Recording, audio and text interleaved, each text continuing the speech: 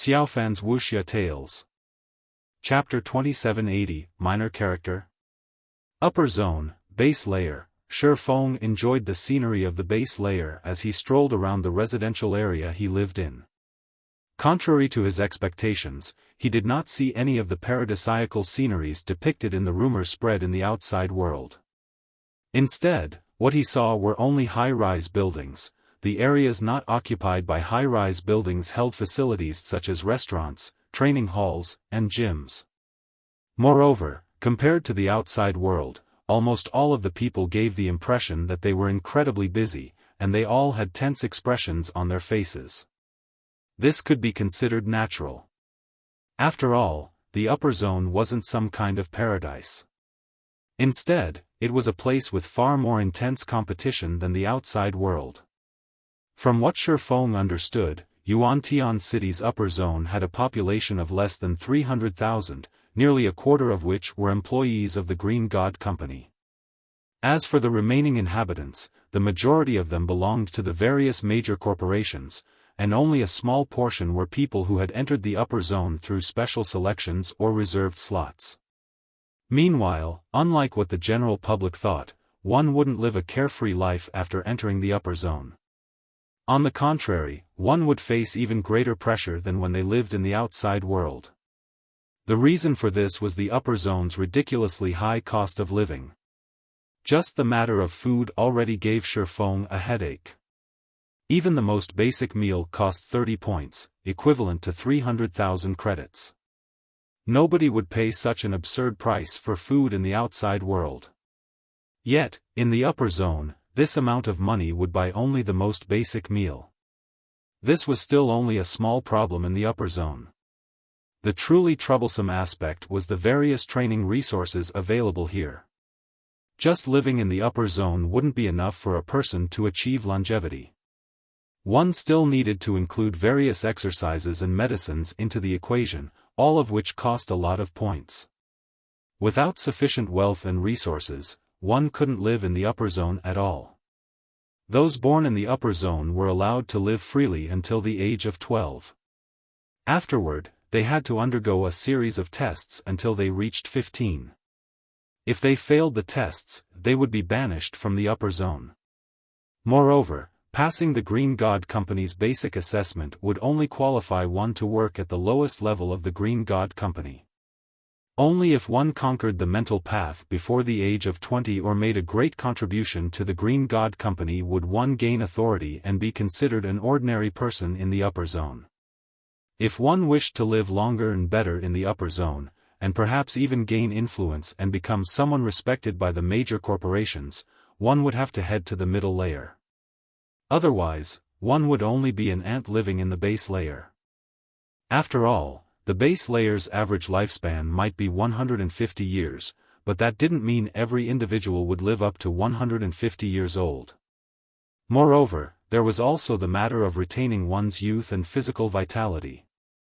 For residents living in the base layer, even if they could live a fulfilling life and constantly supplement themselves with the various resources available in the base layer, they could retain their youth until the age of 50, at most. Afterward, their physical fitness would decline. By the time they reached 100 years old, they would have entered old age.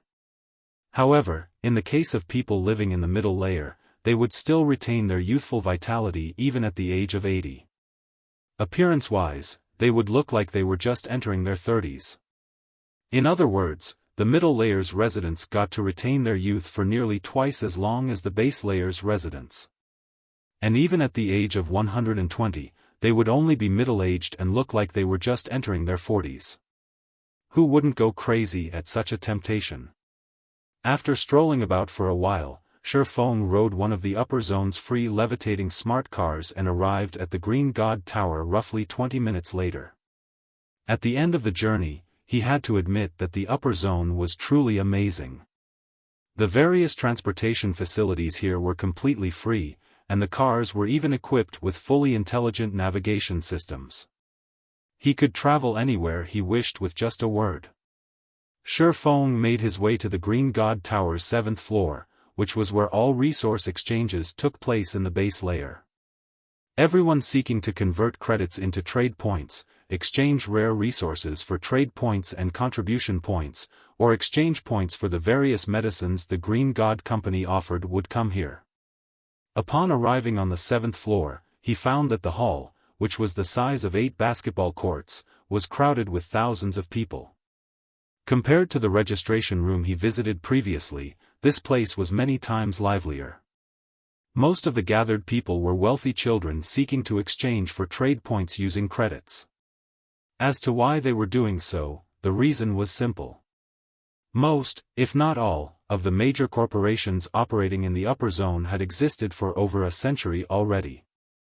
After operating for such a long time, the shareholder families running these corporations had grown significantly in size. At this point, with how large the shareholder families' population had become, these families would be fortunate to put their children into the upper zone. In addition, the resources the Green God Company sought were all incredibly rare and valuable. For the sake of their own future in the upper zone, the various corporations wouldn't let the children of their shareholder families casually exchange resources for points at all. Hence, aside from the designated heir or heiress of their respective families, the other children who had entered the upper zone would have to rely on themselves to secure resources in the upper zone.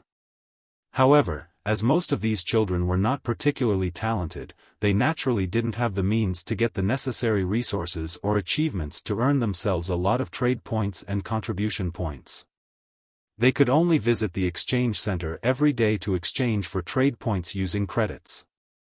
As a result, despite the Green God Tower's exchange center being open 24/7, there would almost always be people lining up before the credit area's exchange counters. If news of such a scene were to reach the outside world, jaws would definitely drop. After all, every one of the wealthy children lining up in the exchange center was a prince or princess of a major corporation. Normally, they would have numerous people at their beck and call. Yet, in the exchange center, they had no choice but to behave like normal people and stand in line themselves. And even more surprisingly, none of these wealthy children in the queue was making a fuss. Unlike the credit area, there was only one exchange counter in the contribution area. Usually, almost nobody stood before this exchange counter, and anybody wishing to use its services could do so without having to wait. However, when Feng approached the contribution area, 2 people were already standing before the exchange counter there. Moreover, he actually recognized both of them. One of them was none other than Feng, the heir of the 5 States Corporation. Out of all the corporation heirs Feng had met before, Feng had the most exaggerated physical fitness. Feng also did not behave like the typical princeling of a major corporation. The person standing behind Feng was the butler Zhuolinqiu.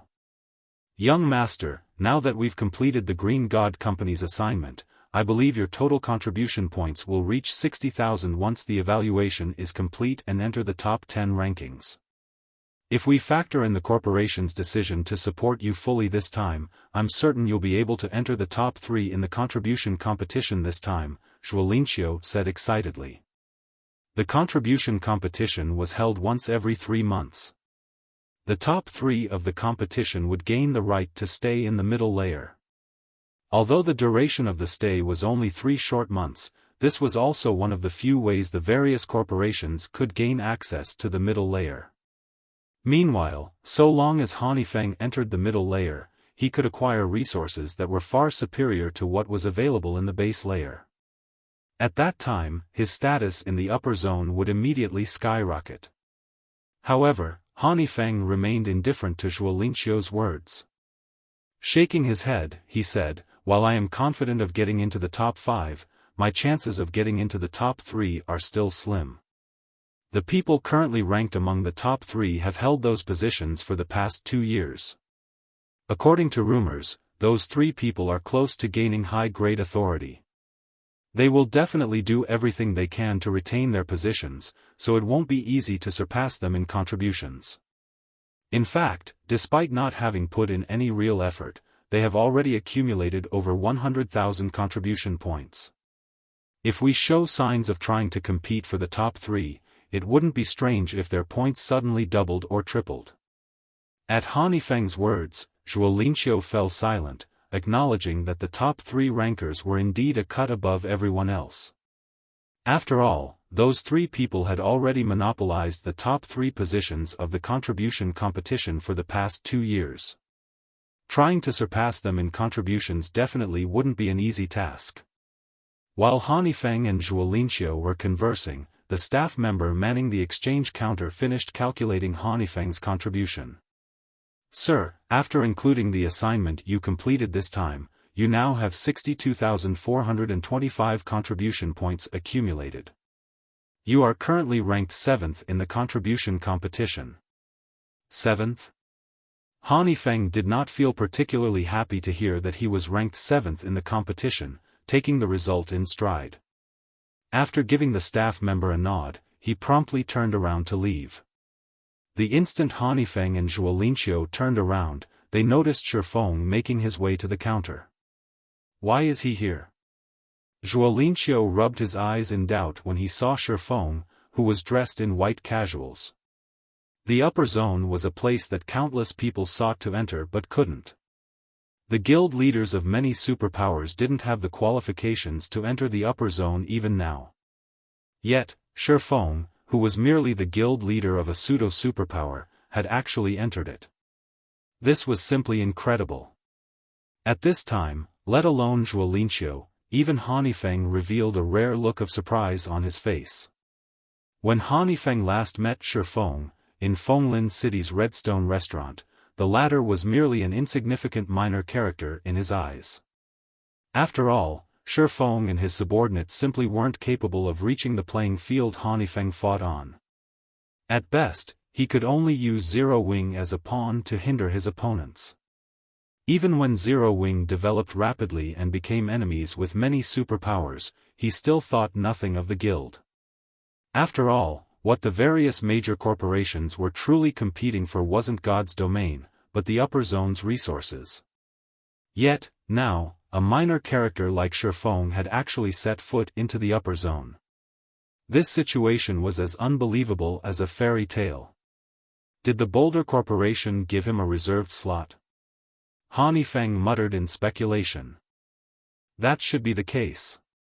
Otherwise, there's no way someone like him, with no background, can enter the upper zone, Zhuo Linqiu said, nodding in agreement. In the recent struggle for the reserve seats of God's domain's 12 great guilds, Frosthaven had surpassed everyone's expectations and secured itself a seat, instantly becoming a true titan in God's domain. The biggest contributor to Frosthaven's victory was undoubtedly Zero Wing. Hence, it wouldn't be strange for Frosthaven to grant Zero Wing a few of the upper zone's reserved slots in gratitude. After thinking up to this point, Han Feng and Zhuo Linqiu calmed down. Meanwhile, as Xiaofan walked over, he merely glanced at Han Feng and Zhuo Linqiu before continuing on his way. He did not take the initiative to say hello. After all, he wasn't exactly familiar with the two. He was also in a hurry right now. Read latest chapters at Wuxia World. Zhuo Linqiu's expression turned ugly at Xiaofang's response. He never imagined that Xiaofan would actually show so little respect to Han Feng.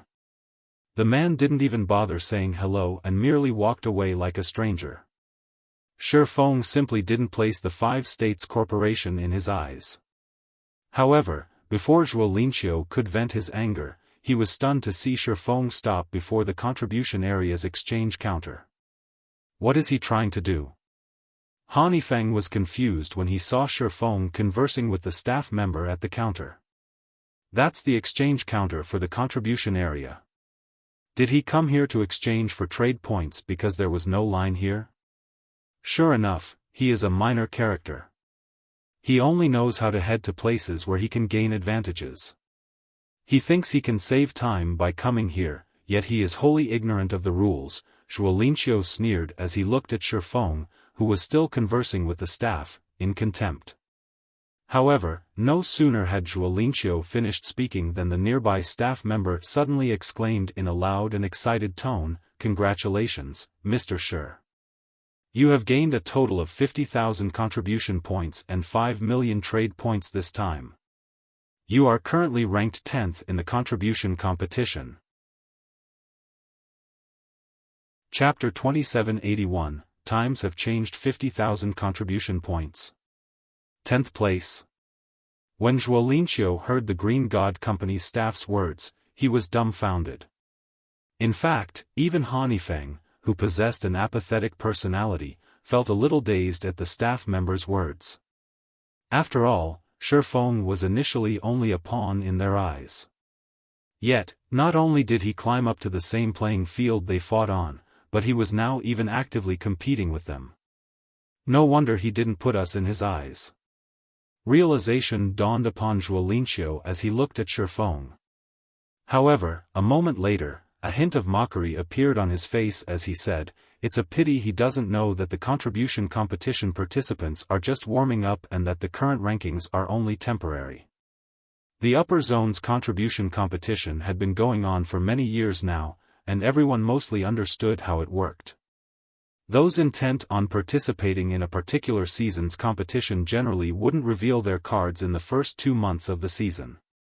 This was because contribution points were basically trump cards for participants. Naturally, it would be best if participants hid their cards as deeply as possible and only revealed them at the last possible moment. Only then could these trump cards play a vital role. Moreover, there was an added benefit to accumulating contribution points in secret, deciding whether one would continue participating in a particular season's contribution competition or not. After all, aside from time-based assignments, other forms of contributions could be reserved for future competitions if necessary. Since the contribution competition had been running for many years now, some participants had been accumulating contribution points for a long time. These participants were waiting for the fateful day when they would reveal all their cards, instantly securing one of the top 3 positions, and gain access to the middle layer. Meanwhile, the current contribution competition was less than a month along. Hence, the various participants were still testing the waters and had yet to seriously invest their contribution points. The majority of their current points were from completing time-based assignments the Green God Company issued, not from long-term assignments that could be turned in at any time. Although I don't know why he made such a move, this is a good opportunity for us, Feng said, shaking his head as he regained his calm. Old Zhua, go talk to him and tell him I'll buy the remaining points he has kept hidden at double the price. Double the price? Zhuolinqiu looked at Feng in surprise. Young master, historically, purchasing points at 1.5 times their original value is already pretty high. After all, there is no way these people can secure one of the top 3 rankings. There's no meaning for them to hold on to their points. If other people were to find out that you're offering to purchase his hidden points at double the price, they'd most likely raise their own prices, as well. There were many instances where multiple participants joined hands to compete in the contribution competition. After all, unlike contribution points gained through completing assignments, points gained through other sources could be freely traded in secret. When a competition was about to end, participants who were close to the top 3 positions would often purchase the hidden points of other participants. Naturally, as Feng was aiming for one of the top 3 positions this time, he would also participate in this practice. The exchange rate would be based on the prices of the items sold by the Green God Company. Just do as I say. The Green God Company announced that the top 20 participants would receive a reward. So many people are trying to compete for the top 20 positions. It is only natural for the price of contribution points this time to be higher, Feng said, shaking his head. According to the information he had obtained, the Green God Company intended to further squeeze the various corporations for their wealth. To do so, the company had intensified the competition by allowing the top 20 participants to exchange for a limited number of items exclusive to the middle layer. Once this information spread, the price of contribution points would definitely increase. However, while a price hike was inevitable, the increase wouldn't be exaggerated either. After all, there were only so many items the top 20 participants could exchange using contribution points. Beyond that purchase limit, whatever contribution points they had remaining would become useless. I understand. Zhuo Linqiu nodded and walked toward Xiaofan. On the other side, Xiaofan was currently ecstatic. Just a second ago, he had still been a poor bastard in the upper zone. Now, however, he had 5 million trade points to his name, enough to purchase 5 ordinary housing units in the base layer. Of course, these points were still insufficient to purchase a large villa in the base layer. However, they were definitely more than adequate for his daily expenditure. At the very least, even after welcoming gentle snow and aqua rose into the upper zone, he wouldn't have to worry about their necessities. However, it's going to be difficult to get another large influx of points. It seems I'll have to think of a long-term way to secure 7 luminaries crystals in bulk, Xiaofan thought with a sigh. 5,000 units of 7 luminaries crystal was a significant amount, yet it was only enough to get him 5 million trade points and 50,000 contribution points. With just this many trade points and contribution points, let alone catching up with the top 3 rankers of the competition, he probably couldn't afford anything from the middle layer. However, for his present self, obtaining more 7 luminaries crystals wasn't much of a challenge. After all, he was currently in the ancient god's domain. The resources available in the ancient era were far more abundant than in the modern era. After verifying on his quantum watch that he had received the 5 million trade points and 50,000 contribution points, Xiaofan planned to head for the upper zone's entrance to receive gentle snow and aqua rose. After all, this was the first time they were visiting the upper zone. Without anyone to guide them, it was very easy for problems to occur. Read latest chapters at Wuxia World. There were many taboos in the upper zone. If they accidentally violated one of these taboos, there was a high chance they would be banished from the upper zone permanently. However, before Xiaofan could leave the exchange counter, Zhuo Linqiu appeared beside him. Guild leader Shi, we meet again. Although Zhuo Linqiu felt displeased at Feng's earlier attitude, as Feng's butler, he still greeted Xiaofan politely. Master Zhuo, do you have business with me? Feng asked calmly as he looked at Zhuo Linqiu. Inwardly, though, Feng was a little surprised by this situation. Although he had expected Feng to seek him out sooner or later, he never thought that the man would act so quickly. Kurue had informed him about the ins and outs of the contribution competition, so he knew that those competing for the top 3 spots would secretly purchase contribution points from other participants.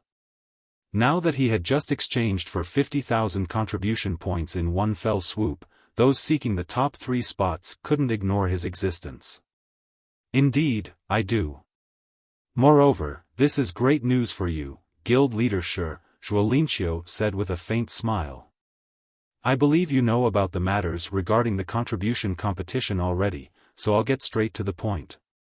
Young Master Han wishes to purchase the contribution points you have yet to turn in. Moreover, young Master Han is willing to purchase them at double their market value. May I know what you think of this, guild leader Shi? Chapter 2782, Wealthy Feng, double the market value? Feng was a little surprised when he heard Zhuo Linqiu's words. According to Kurue, the transaction price for contribution points would reach 1.5 times the market value at most. Moreover, that was when the contribution competition was incredibly intense. After all, unless one entered the middle layer, it didn't matter how many contribution points one managed to accumulate. Yet, Feng was offering double the market value. Even if the Green God Company would allow the top 20 participants to exchange for 3 items from the middle layer this time, this was still a very high price. After all, the difficulty of getting into the top 3 was simply too great. Before Feng looked into the current top 3 participants, he had still been confident of getting into the top 3. However, after gaining an understanding of those 3 participants, all thoughts of entering the top 3 had disappeared from his mind. This was because those 3 people could instantly gain an additional 1 million contribution points if they grew serious. In other words, if he wished to secure one of the top 3 positions, he would need 100,000 units of 7 luminaries crystal at the very minimum. What did this amount represent? Even if he squeezed the 5 great super guilds and a dozen other superpowers dry, getting such a huge number of 7 luminaries crystals was impossible. Moreover, this was only the minimum requirement to compete for the top 3 positions. Hence, he had no choice but to wait for Zero Wing to grow stronger and set aside trying for one of the top 3 spots for the future. In the current competition, he simply had no chance whatsoever. Even if he was currently in the ancient god's domain, with its more abundant resources, the 7 luminaries crystal was still an incomparably valuable commodity. Moreover, its rarity was not the slightest bit lower than in the modern era. In fact, competition for the 7 luminaries crystal was intenser in the ancient era.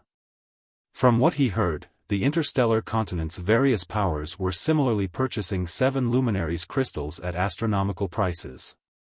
Residents of the interstellar continent could exchange for living resources in the real world using 7 luminaries crystals. In fact, if one collected a sufficient number of 7 luminaries crystals, one could even get promoted from an ordinary civilian to a resident of the core area. Simply put, every player in the ancient era was competing for 7 luminaries crystals. On the other hand, only the major corporations based in upper zones were competing for 7 luminaries crystals in the modern god's domain. The competition over the crystals had nothing to do with ordinary players. In fact, it didn't even have anything to do with ordinary corporations. Hence, even if he were to contest frantically for 7 luminaries crystals in the ancient era, the amount he could get his hands on was unlikely to secure him one of the top 3 spots in the current contribution competition. Now, he would be satisfied so long as he could secure one of the top 20 positions, and he could indeed afford to sell a portion of his additional points. That's right. Double the market value. Guild leader sure, you should be able to see young Master Han's sincerity in this matter, Zhuolinqiu said, chuckling. I can assure you that you won't find another person in the base layer who would offer you such a price. The 5 States Corporation was one of the top corporations in the country. It had deeper foundations than even the Boulder Corporation, albeit by only a slight margin. In addition, the corporation even had a genius like Feng as its heir. It was only a matter of time before the corporation set foot in the middle layer. After giving the matter some thought, Feng replied, I can agree to that price, but I have a condition. Feng's offer would tempt anyone. After all, this was equivalent to receiving a 50% discount on the various products the Green God Company put up for exchange.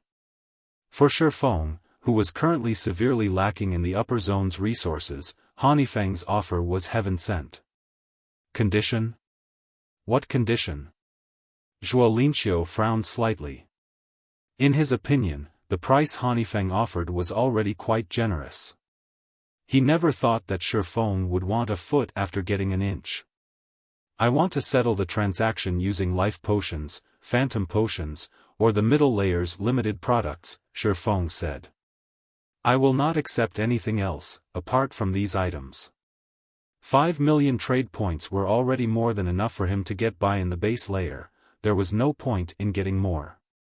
Only the limited exchange items were of value to him. Particularly, the life potion and the phantom potion weren't available in the outside world.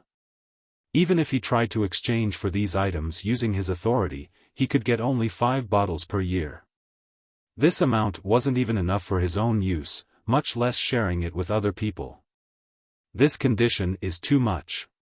You should know that those items can't be bought even with a large number of trade points and contribution points. Zhuolinqiu flatly refused Feng's condition. Nobody in the entire base layer would satisfy this condition of yours. Whether it was the life potion, the phantom potion, or the middle layer's limited items, they were all incredibly precious to the various corporations. No one would casually trade them away. How about I buy them at their original price? Feng suggested. Feng understood that he was indeed asking for a lot with his condition. However, this was also how negotiations worked. Only after both sides agreed on a price could a transaction take place. Zhuo Linqiu fell speechless at Feng's response. He felt that Feng didn't understand his previous words at all. However, before Zhuo Linqiu could manage a response, Feng's holographic projection suddenly appeared from Zhuo Linqiu's quantum watch. It is impossible for me to sell those items at base price. However, with my authority, I can sell some to you at double the price. This is also the lowest I can go, Feng said. Moreover, I believe that nobody else in the base layer would offer you a better price. That works. Feng didn't feel particularly surprised at Feng's counter-offer. On the contrary, he found this outcome to be quite excellent already. The limited items the Green God Company offered for exchange came with fixed price tags, and residents with the necessary authority could exchange for these items at any time. However, as their description suggested, each resident could exchange for only a limited number of these items. If a person wanted to get their hands on more, they could purchase these items from other residents at a marked-up price.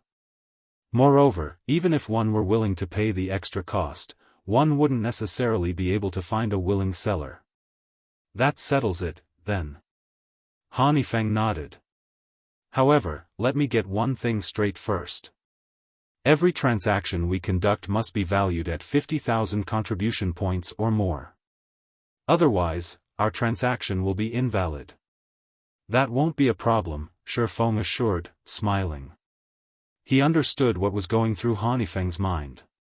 A sum of several thousand contribution points was most likely nothing in Feng's eyes. Moreover, such an amount wouldn't be of any help to him in the contribution competition. After all, if the top 3 participants were serious, they could easily add 1,000,000 points to their names. Hence, a transaction of 50,000 contribution points was most likely the lowest acceptable amount for Feng. Okay. So long as you've collected 50,000 contribution points, you can come and find me at any time, Feng said before disconnecting the quantum communication. After Feng finished speaking, Zhuo Linqiu turned around and walked away, leaving Feng alone at the exchange counter. When Zhuo Linqiu returned to Feng's side, he had a hesitant expression. Just speak your mind, Feng said as he looked at his old butler. Young master, I'm afraid the old master and the others will have big opinions about your decision to sell him those items at just double the price, Zhuo Linqiu said worriedly. After all, those items are things the corporation went to great lengths to accumulate. They are meant to serve as the foundation for the family's younger generations. Foundation? Feng suddenly smiled. Unless we enter the middle layer, the 5 states corporation will be nothing but ants in the eyes of those above. Also, we have failed to enter the middle layer after all these years. If we don't fight now, when will we fight? Moreover, the family has already promised to assist me with everything they have.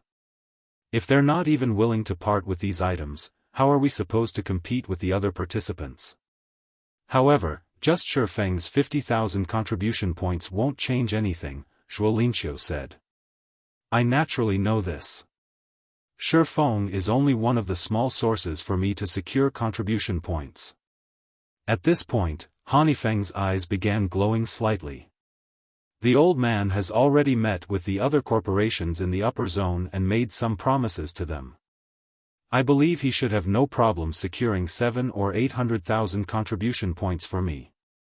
Afterward, it'll depend on whether I can complete the Green God Company's bounty. So long as I succeed, I am certain I can enter the top 3. He was hell-bent on winning the contribution competition this time. Meanwhile, after Feng and Zhuo Linqiu left the exchange center, Feng made his way to the item exchange counter.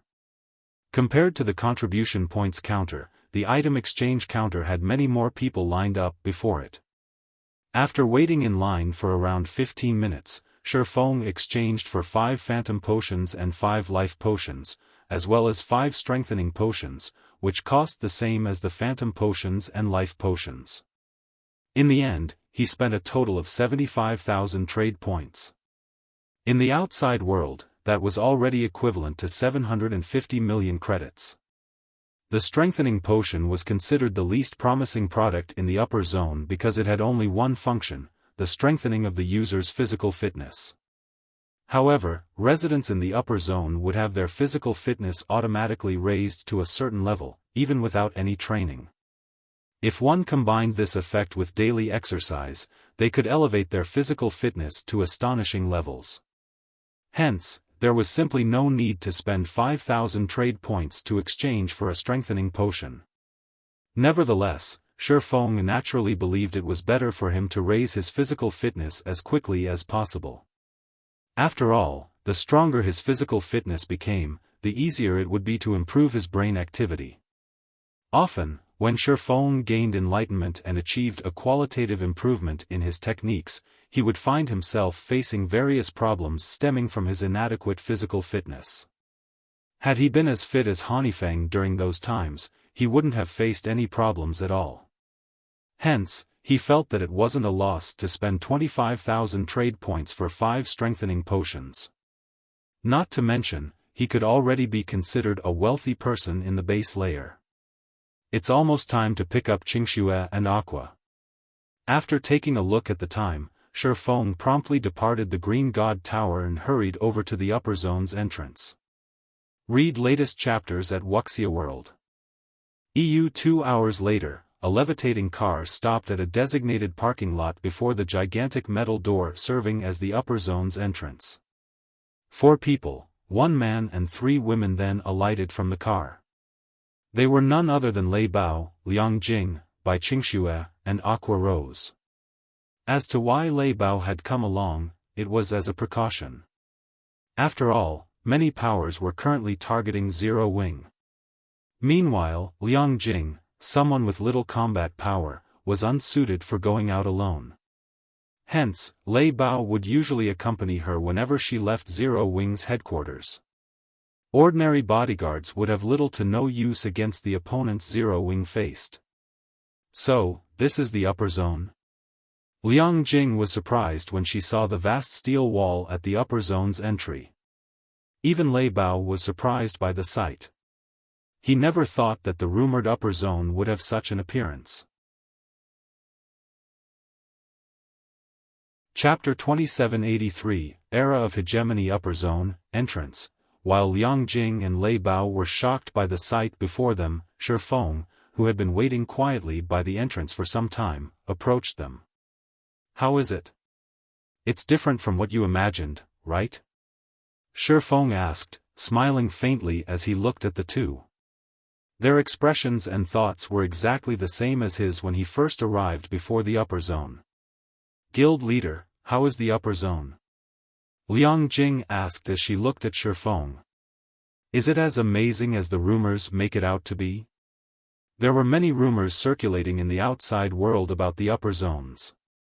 Nobody was allowed to go near the upper zones without permission despite them being in the middle of bustling cities. Hence, while everyone knew of the upper zone's existence, no outsider truly understood them. In fact, there was not the smallest piece of official news on the upper zone in the world. The information everyone knew came only from rumors. Lei Bao couldn't help pricking up his ears at Liang Jing's question. To him, the upper zone was a place he never even dared to dream of visiting. After all, even world champions in fighting couldn't visit it. "It's amazing," Feng replied with a smile. "It's even more amazing than the rumors make it out to be.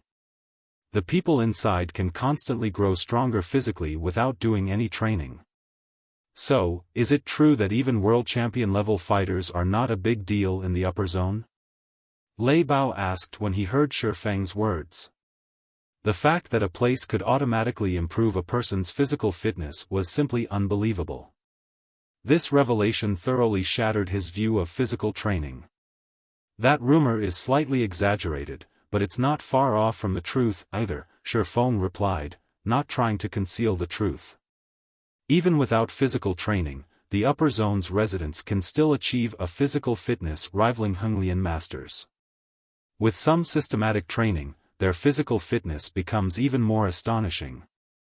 It's actually such an amazing place. Lei Bao was shocked. He had undergone plenty of intense training to achieve his current physical fitness, yet the upper zone's residents could easily accomplish a similar feat without any training. Who would possibly believe this?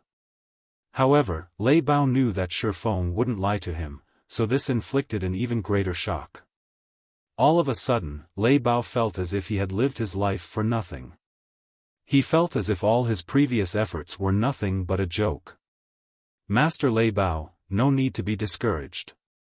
Looking at Lei Bao, who suddenly grew disheartened, Feng said, Zero Wing will also develop in the upper zone in the future.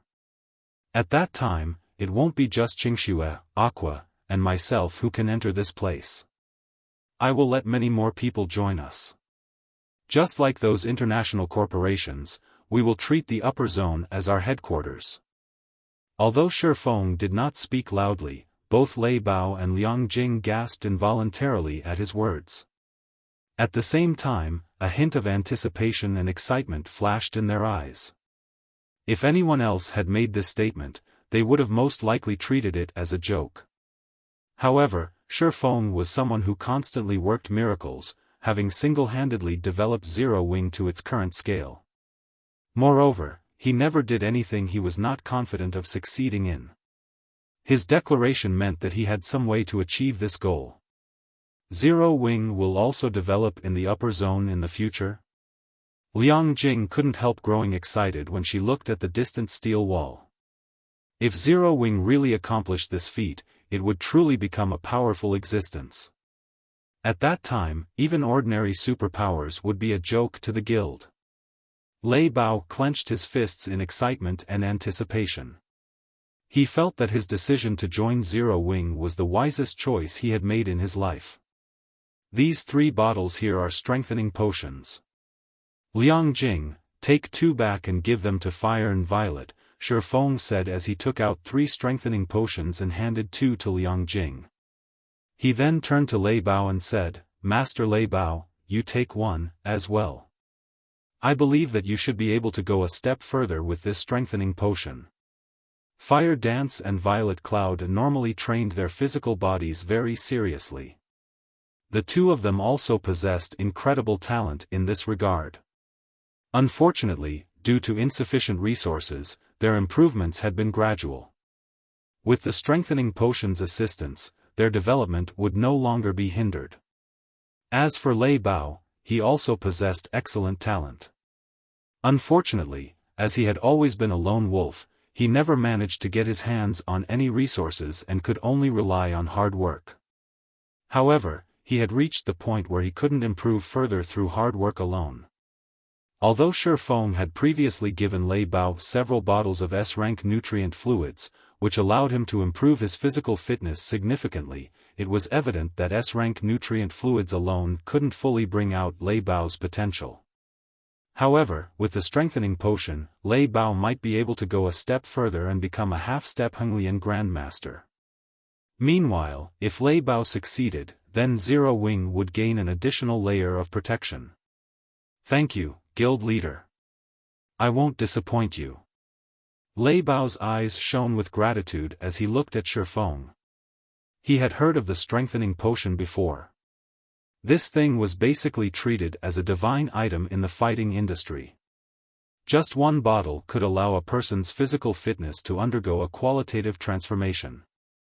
Unfortunately, the medicine was incredibly rare, much rarer than even the life potion. According to rumors, even Grandmaster martial artists had difficulty getting their hands on a bottle. In fact, some Grandmasters would even put their lives on the line just to get their hands on it. Yet Feng not only took out 3 bottles but even gave him 1. How could Lei Bao not grow excited in this situation? With this strengthening potion, he was confident that even if he couldn't become a Henglian Grandmaster, he could, at least, reach a level where he could contend with neutralizing Grandmasters. By the way, Guild Leader, more and more NPCs are appearing in God's domain. As a result, some superpowers have designs on the Secret Covenant Tower. In fact, they've already clashed with us over a dozen times outside Sky Spring City. Currently, both sides have lost over 1,000 Tier 3 players, Liang Jing said suddenly. Fortunately, Vice Guild Leader Illusory Words and Vice Guild Leader Unyielding Heart returned in time to preside over the situation. Otherwise, the consequences would have been unimaginable. However, the two of them believe that if this situation continues, their two guilds are unlikely to hold back the various superpowers for very long. Moreover, some small guilds have already begun disbanding due to the NPC population pressure. Many new NPC forces have also emerged in the various NPC cities, and these NPC forces are constantly harassing the local guilds and pose a headache even for the various superpowers. Hence, the various superpowers are all trying to enter the Secret Covenant Tower, which doesn't have NPC intervention. Moreover, I'm afraid that they will only grow more desperate as the NPC forces scale up their harassment. Feng frowned upon hearing Liang Jing's report on God's domains and the Secret Covenant Tower's present situation. He hadn't anticipated that the NPC forces would actually begin taking action so soon. Moreover, with the NPC forces now taking action, the main continent of God's domain would enter an era where hundreds of countries fought for hegemony. To survive the upcoming chaos, the various superpowers would probably do everything they could to secure the sacred leveling ground known as the Secret Covenant Tower. I understand. After giving the matter some thought, Feng looked at Liang Jing and instructed, for now, have everyone in the guild avoid going out to do quests if possible, instead, have them focus on grinding in the Secret Covenant Tower and restrict their sphere of activity to Sky Spring City and our 3 guild cities. Also, have Crimson Emperor and Unyielding Soul hasten their exploration. It doesn't matter even if it increases the chances of the secret getting out. Our side will do the same as well. Originally, he thought that it would take the NPC forces another 2 weeks to take action. However, contrary to his expectations, the NPC forces had evidently completed their investigations already and made a move. Once begun, the NPC forces' harassment would only escalate as time passed. It wouldn't be long before members of player forces would get attacked if they left the confines of towns and cities. Given enough time, NPC forces would even start launching attacks on guild towns and cities, forcing the various guilds to abandon their guild towns and cities. This, in turn, would cripple the guild's income and force them to disband. Okay. I'll contact them once I return. Liang Jing nodded. Feng gave Liang Jing a few more instructions, such as secretly collecting the basic materials needed to construct the small mobile fortress, then brought Gentle Snow and Aqua Rose into the upper zone. As for Liang Jing and Lei Bao, after looking at the 3 of them enviously for a moment, they promptly left in the levitating car. In the upper zone, Gentle Snow and Aqua Rose's condition immediately saw slight improvements. Now, they no longer looked as cold and indifferent as before. The degree of mental deterioration they suffered also declined significantly.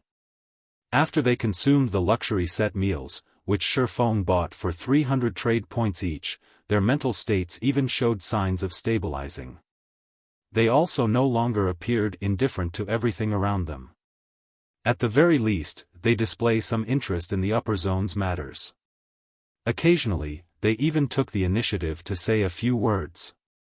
Seeing the two's condition stabilizing, Feng breathed out a sigh of relief. Read latest chapters at Wuxia World. The environment here should sustain the 2 of them for a long time. The next step is to figure out a way to consolidate my standing within the top 20. After seeing Gentle Snow and Aqua Rose enter their respective fearless cabins, Feng started planning how to earn 7 Luminaries crystals in God's domain. Although he was currently ranked 10th in the contribution competition, the other participants had yet to take things seriously. Meanwhile, the competition's top 20 participants being able to exchange for 3 items from the middle layer presented a huge opportunity for the various corporations. They would definitely do everything they could to enter the top 20. If he wished to secure his position within the top 20, he would need 200,000 contribution points, at the very least, and possibly more if the competition was intense. After all, the various corporations had been operating in the upper zone for a long time now. The wealth they had accumulated wasn't something he could hope to rival.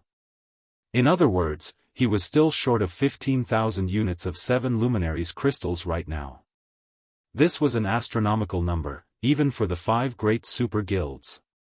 Afterward, Feng drank a strengthening potion and life potion before lying down in the fearless cabin in his bedroom. Log in. Chapter 2784, Tier 4 Upper Rank Anti-Magic Mountain Range, Deep Valley. At the Anti-Magic Mountain Range's core area, the mana was scorching hot. Individuals without 300 points in fire resistance would instantly die upon entering Deep Valley. In addition, plenty of level 140 Great Lord ranked monsters occupied this place. Due to the environment, native Lord ranked monsters could exert power on the level of Great Lords, while Great Lord ranked monsters could exhibit combat power at the standard of Grand Lords. Let alone players, even Tier 4 NPCs of the same level wouldn't dare come here. However, a black shadow was currently flying through the flame-filled magma valley with over 100 Great Lord-ranked magma colossi on its tail. All of these magma colossi were over 10 meters tall. When over a century of them ran together, their footsteps shook the valley.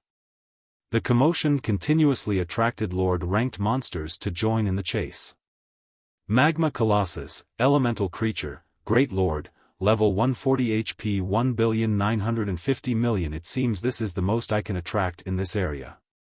After a glance at the Magma Colossi and Magma Golems chasing after him, Feng began chanting an incantation in midair. He had spent over a dozen minutes luring Magma Colossi. Despite his efforts, the group grew to just a little more than 100. Even the number of Lord-ranked Magma Golems only hovered around 3,000. When he tried luring more, some of the ones chasing after him would lose interest and return to their original locations. It was evident that the main god system did not want to allow Tier 4 players to slaughter these low-intellect elemental creatures freely. Hence, the system had granted them the instinct to remain in their respective territories. Meanwhile, as the Magma Colossi were about to get close enough to attack Feng, he completed the incantation for Flame Domain and released it. Originally, Flame Domain was only an AoE offensive spell, its range and power weren't comparable to large-scale destruction spells. Even so, it still possessed incredible power. However, Feng's mana domain, mana quality, and the environment here had buffed Flame Domain to the point where it rivaled Tier 4 large-scale destruction spells. Even though the Magma Colossi and Magma Golems possessed high elemental resistance as elemental creatures, in front of absolute power, their HPs still fell rapidly. The monsters lost over 16 million HP every second. Moreover, the damage even increased by 20% every second. By the time Flame Domain's 7-second duration ended, the Magma Golems were already in tatters, they had clearly fallen into a heavily injured state. The Magma Colossi, though, fared much better, as they had lost only around 100 million HP and nothing else. If only I had a great wizard here. Just one Tier 4 curse would be enough to deal with the Lord-ranked rabble. Afterward, all I would have to do is focus on dealing with the Great Lords. Feng felt a little frustrated as he looked at the heavily injured Magma Golems. He had been grinding for 6 consecutive days now, and he had basically wiped out the monsters in the Anti-Magic Mountain Range's outer and inner areas. Now, he was left with only the monsters in the core area to grind for EXP. However, the majority of the monsters here were only at the Lord rank, and they awarded him with barely any EXP when killed. Moreover, they took the most time to kill due to their numbers. Fortunately, he had quite a few AoE skills at his disposal. The 7 Luminaries Ring's Flame Domain was especially helpful. Without these skills, he would have collapsed from exhaustion just dealing with the Lord-ranked magma golems. The next moment, after casting Flame Domain, Xiaofan followed up with Lightning Edge. This Lightning Edge was completely different from the Lightning Edge he had used in the past.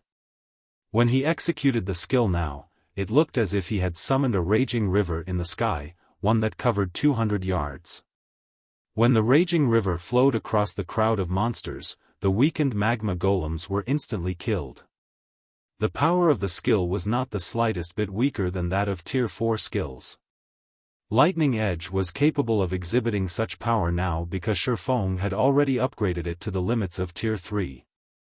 The skill's current power was worlds apart from when it was still at Tier 1 and Tier 2. Of course, the amount of EXP Xiaofan had to invest in the skill was astronomical.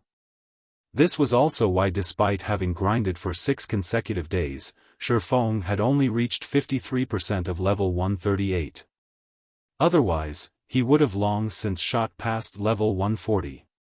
However, Xiaofan didn't really care about losing so many levels. After reaching Tier 4, levels were no longer that important to players. For Tier 4 players, reaching level 150 or even level 200 was a simple task. After all, they could earn EXP many times faster than Tier 3 players. In front of a Tier 4 player, Great Lord-ranked monsters that Tier 3 players had difficulty dealing with were no different from common monsters. They merely had more HP and took more time to kill. Despite this being the case, during Xiaofang's previous life, one would often see Tier 4 players stuck at around level 130, even though Tier 3 players had reached level 145 already. The reason for this was simple. After reaching Tier 4, players would no longer gain significant improvements by relying on epic weapons and equipment, only fragmented legendary weapons and equipment could help. Meanwhile, apart from obtaining fragmented legendary items, one other way Tier 4 players could improve their combat power by a large margin was through Tier 4 skills and spells. Hence, after reaching Tier 4, anyone with brains would search for Tier 4 skill and spell books. This was especially true for Tier 4 magical classes. A Tier 4 spell book was more valuable than several pieces of top-tier epic weapons and equipment. Of course, due to the rarity of Tier 4 skill and spell books, not all Tier 4 players would be lucky enough to invest their EXP into nurturing their skills to Tier 4. Instead, most Tier 4 players would have to spend legacy skill points to learn Tier 4 legacy skills. Such players would be fortunate to have 3 or 4 Tier 4 skills in their arsenal. This was also why most independent players who reached Tier 4 would possess high levels, while the various large guilds' Tier 4 experts would have low levels. After all, the search for Tier 4 skill books required a lot of manpower. They were not items that could be found easily by relying on one person's strength. Lightning Edge was a Tier 4 skill Xiaofan had obtained from the Titan Library. Previously, when he was still at Tier 3, he couldn't gain EXP rapidly. Hence, he had always left the skill at Tier 2. Now that he had reached Tier 4, he naturally couldn't continue wasting the skill's potential. After all, the Titan Library was a place players could enter only 3 times in their entire lifetimes. In other words, players could obtain 3 skill books, at most, from there. Most of the players that had visited the Titan Library had left with Tier 4 skill books because the Tier 5 and Tier 6 skill books were not things ordinary people could obtain. Even now, Xiaofan was not confident he could get his hands on a Tier 5 skill book. After all, the higher a player's tier was, the more challenging the trial they would face inside the Titan Library. Back then, he had managed to reach the library's central area because he was only at Tier 2. If he had visited the Titan Library when he was at Tier 3, he might not have reached the central area. Needless to say, now that he was at Tier 4, his chances of success were even lower. Hence, unless he spent his legacy skill points, he wouldn't be able to learn new Tier 4 skills for the foreseeable future. This fact remained true even though he was currently in the ancient god's domain. Even during the ancient era, Tier 4 skill books were not common goods. Following this, Feng spent around 20 minutes finishing off the remaining magma colossi. After he defeated all of the monsters chasing him, his experience bar had gone up from 53% to 66%. Unfortunately, while these monsters awarded a lot of EXP, it would be some time before they would respawn. Apart from the generous EXP, the core area's monsters also awarded much more lucrative loot. Just killing this group of monsters netted Feng over 500 fire-attributed magic crystals, 4,000 ordinary magic crystals, and plenty of epic materials. As for the rest of the items the monsters dropped, Feng simply chucked them into his bag without checking. After all, it would take him a lot of time to inspect and organize all of the loot.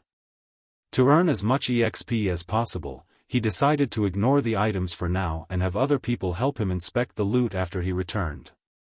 As he had to admit that the benefits of reaching Tier 4 and grinding in high-level maps ahead of others were truly wonderful, especially in the ancient gods domain. Not only did he not have to worry about competition, but he could also earn resources by the truckload. Since he started grinding in the anti-magic mountain range until now, he had collected over 350,000 standard magic crystals and 43,000 fire-attributed magic crystals. Subsequently, Feng continued clearing out close to half of the magma colossi in the core area. His level had finally reached level 139 as a result. This was a level that even the ancient era's Tier 3 experts wouldn't dream of reaching at this point. With this much EXP, I should be able to upgrade Lightning Edge to Tier 4. After looking at Lightning Edge's skill window, Feng promptly chose to upgrade it to Tier 4. Feng's level dropped from 139 to 136. The skill had instantly devoured 3 levels worth of EXP. What a gluttonous fellow. Thank goodness I leveled up to 139 beforehand. Otherwise, I wouldn't even be at the average level of Tier 4 players right now. Feng smiled bitterly as he looked at his own level. If he hadn't leveled up to level 139, Lightning Edge's upgrade would have taken at least 4 levels worth of EXP, dropping him to level 135 or lower. However, the benefits he gained were correspondingly massive. With Lightning Edge at Tier 4, the skill would finally blossom and reveal its true power.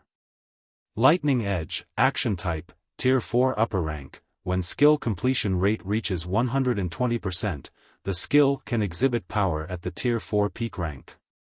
Channeling time, 0.2 second deals 1200% physical and 1500% lightning damage in a cone in front of the user.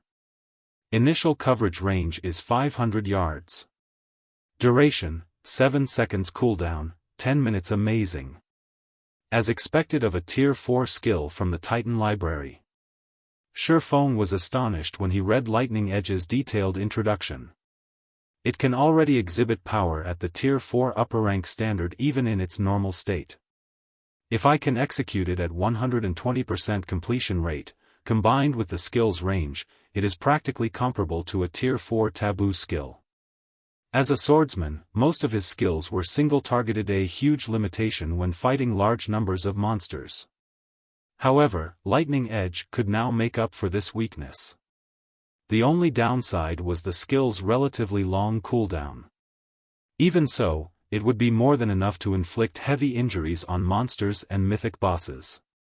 Just as Feng was planning to continue grinding for levels, he suddenly received a message alert. Read latest chapters at Wuxia World. The sender of the message was Solitary 9, and the message's content was simple: everyone has left their respective legacy lands already. That's quick of them. Feng smiled when he saw Solitary 9's message. Now that I've resolved the problem of my deficient skills and level, it's time to head back. He activated the 7 Luminaries Ring space movement, teleporting toward Meteorite City. As return scrolls did not exist in the ancient gods' domain, players had to rely on their own 2 feet to travel to NPC towns and cities, which was a great inconvenience. If not for him having reached Tier 4, which granted him the ability to fly freely, and the omnipotent 7 Luminaries Ring, returning to Meteorite City would take ages. However, perhaps that was why the Ancient Era's players did not surpass the Modern Era's players by too much in terms of levels despite the Ancient Era's advantages over the Modern Era. 20 minutes later, Feng arrived before Meteorite City's entrance. Just like before, he could still see a ton of people coming and going. Chapter 2785, Differences gradually emerge. Meteorite City, Main Street. As Feng walked through the city's main street, he noticed a visible change in the city's players. The number of Tier 3 experts roaming the main street was around 10% more than before. While this increase didn't seem significant, if one street saw a 10% increase to its Tier 3 traffic, then the other streets should have experienced a similar increase as well. In other words, Meteorite City as a whole had gained a 10% increase to its Tier 3 player population. In the case of Meteorite City, such an increase meant that the city had gained over 100,000 more Tier 3 experts, a number that probably exceeded even the total of the 5 great super guilds' Tier 3 experts. Aside from the Tier 3 player population, another evident change had also occurred to the city's atmosphere. To be precise, an atmosphere of tension and excitement now enveloped the city. Before Feng could start looking into the city's situation, though, he overheard a conversation between several Tier 3 experts in a nearby open-air bar. Crap! My application actually got rejected. I'm a level 131, Tier 3 ranger, for God's sake. Any other adventurer team or guild would be more than happy to welcome me with open arms. Skyflare is simply too arrogant, a tanned, robust youth snarled. A level 132 middle-aged man carrying a round shield shook his head and chuckled at the male youth's complaint. You're not the only one. The number of Tier 3 experts Skyflare is rejecting currently ranges between 700 to 1,000 daily. Less than 10% of those who apply at Skyflare actually get in. Moreover, Skyflare's recruitment criteria are growing stricter by the day. That's right. The present Skyflare is no longer the same as before. It already has 4 Tier 4 experts. Moreover, according to insider information, 2 of them managed to reach Tier 4 thanks to the Crystal of Souls and Soul Water. From what I heard, Skyflare still has plenty of Crystals of Souls and Soul Water, a level 131, Tier 3 assassin youth said, agreeing with the middle-aged man's words. I heard that one of those 2 newly promoted Tier 4 experts relied on only the Soul Water to get promoted, the middle-aged man added. The Crystal of Souls is incomparably rare, but it's a different story for the Soul Water. Even Skyflare's normal members have a chance to get a drop of Soul Water. Right now, if you lined up the people trying to join Skyflare, the line would probably extend from one end of the city to the other. I also heard that news of this has reached the neighboring city's Tier 3 experts, and many of them are already making their way to Meteorite City. Once they arrive, the number of Skyflare's applicants will definitely skyrocket. If I'd known something like this would happen, I would have joined Skyflare long ago. Even if I can't get my hands on a Crystal of Souls, would still be able to get a drop of Soul Water and maybe get promoted to Tier 4 and live a good life in the civilian area, the assassin youth sighed. The Skyflare Adventurer team had recently raised its recruitment standards. Now, even ordinary Tier 3 experts wouldn't be accepted. At the very least, one needed to be at the half-step Refinement Realm Standard or Truth Realm Standard to join. It seems Skyflare has recently developed quite a bit. When Feng overheard the Tier 3 players' conversation, he didn't feel particularly surprised. After all, the Skyflare Adventurer team possessed a bunch of peak experts. In addition, unlike the Modern Era's experts, the Ancient Era's experts had long since regarded God's domain as their everything. The combat standards of the players here were far superior to those of the Modern Era's players. If not for the ancient God's domain lacking means of restoring one's concentration, there would have been many more Tier 4 players roaming the world. After all, the Ancient Era's players had a massive advantage when it came to getting promoted to Tier 4. Afterward, Feng eavesdropped on a few more conversations about Skyflare's and Meteorite City's current state. From what he heard, he understood that Skyflare was preparing to expand its influence to other NPC main cities, and it was recruiting the necessary manpower to do so. Once it had enough Tier 3 experts, it would most likely make a beeline for the neighboring main cities. As for the local player forces of those main cities, they would probably have difficulty stopping Skyflare's encroachment. This was welcome news for Feng. After all, the stronger Skyflare became, the easier obtaining all sorts of resources would be. After listening in on a few more conversations and finding no more useful information, Feng went to the Silver Hotel. Silver Hotel, high-end room. When Feng entered the room, he found Lifeless Thorn and the others waiting for him. Of the 5 people in the room, 3 looked elated while 2 looked crestfallen. Feng also noticed that the auras of the 3 had undergone a qualitative transformation. These 3 people were Lifeless Thorn, Solitary 9, and Yu Luo. As the 3 of them did not wear a black cloak to conceal themselves, their Tier 4 life auras were on full display. "Commander, we've let you down," Yenyet said in a depressed tone as she watched Feng walk over.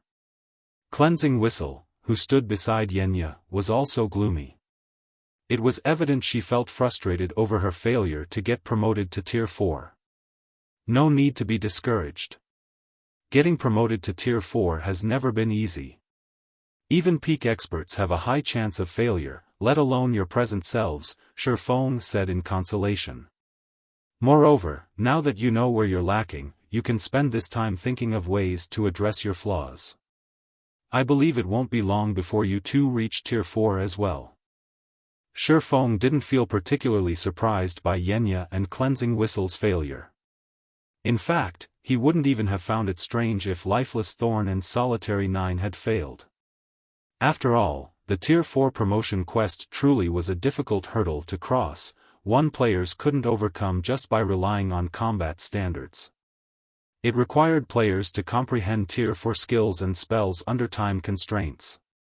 However, there was a massive difference between Tier 3 and Tier 4 skills. Learning a Tier 4 skill to 80% completion rate within a limited period was an incredibly difficult feat. In fact, a large part of the reason why Feng had managed to complete his own promotion quest was his extensive experience, having undergone it several times before. In comparison, Yenya and Cleansing Whistle did not have such experience. Hence, their failure was very normal. According to past statistics, 99% of the various superpowers core members failed their Tier 4 promotion quest when they challenged it for the first time, most never reached Tier 4. Those capable of reaching Tier 4 had normally experienced 2 or 3 failures before succeeding, with some even having suffered 5 or 6 failures. Hence, Tier 4 could be considered an invisible barrier that thoroughly distinguished players from each other. It was also because of this invisible barrier that an insurmountable gap had formed between the various superpowers and ordinary powers. Upon hearing Feng's words, Yu Luo nodded subconsciously in agreement, as she had very nearly failed her promotion quest this time. Were it not for the Soul Water's help, she definitely wouldn't have finished learning her Tier 4 spell within the allotted time. "Guild leader, can Whistle and I remain here, then?" Yenya asked Feng. Unlike the modern God's Domain, players here were not required to search for their legacy land when challenging their Tier 4 promotion quest. They could attempt their promotion so long as they paid the necessary magic crystals. The only problem was that players who failed their promotion quest had to wait 20 natural days before they could challenge it again. This, Feng was at a loss as to how to answer Yenya. "I can't say for certain. I don't mind letting you challenge your promotion quests again 20 days later. However, I honestly don't know whether you can remain here for such a long period." The old man did not say how long they could stay in the ancient God's domain. They also didn't know what would hasten their departure from the ancient era. Of course, they weren't completely without options for leaving. Previously, the old man had said that if they drew the attention of the world of God's domain, they would be repatriated to the modern era. In other words, so long as they did something to make the world notice them, they would quickly be banished. One possibility Feng could think of was raiding the Tier 4 infant dragon themselves, without Angelica Teresa's help. Angelica Teresa was a historical figure in the modern god's domain.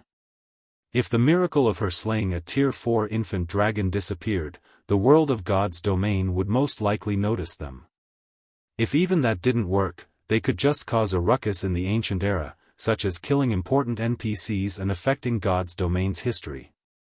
The world would definitely notice them then. However, Feng didn't know when they could return to the ancient era again in that case. He also didn't know what kind of effects their actions would have on the world. Is that so? Yenya and Cleansing Whistle couldn't help feeling helpless when they heard Feng's answer. If they returned to the modern god's domain, reaching Tier 4 would become many times more difficult. After all, the task of searching for their Tier 4 legacy land was incredibly challenging afterward. Lifeless Thorn, Solitary 9, and Yuluo shared their experiences learning their respective Tier 4 skills and spells with Yenya and Cleansing Whistle. At the same time, the three of them also sought guidance from Feng regarding the combat methods of Tier 4 players.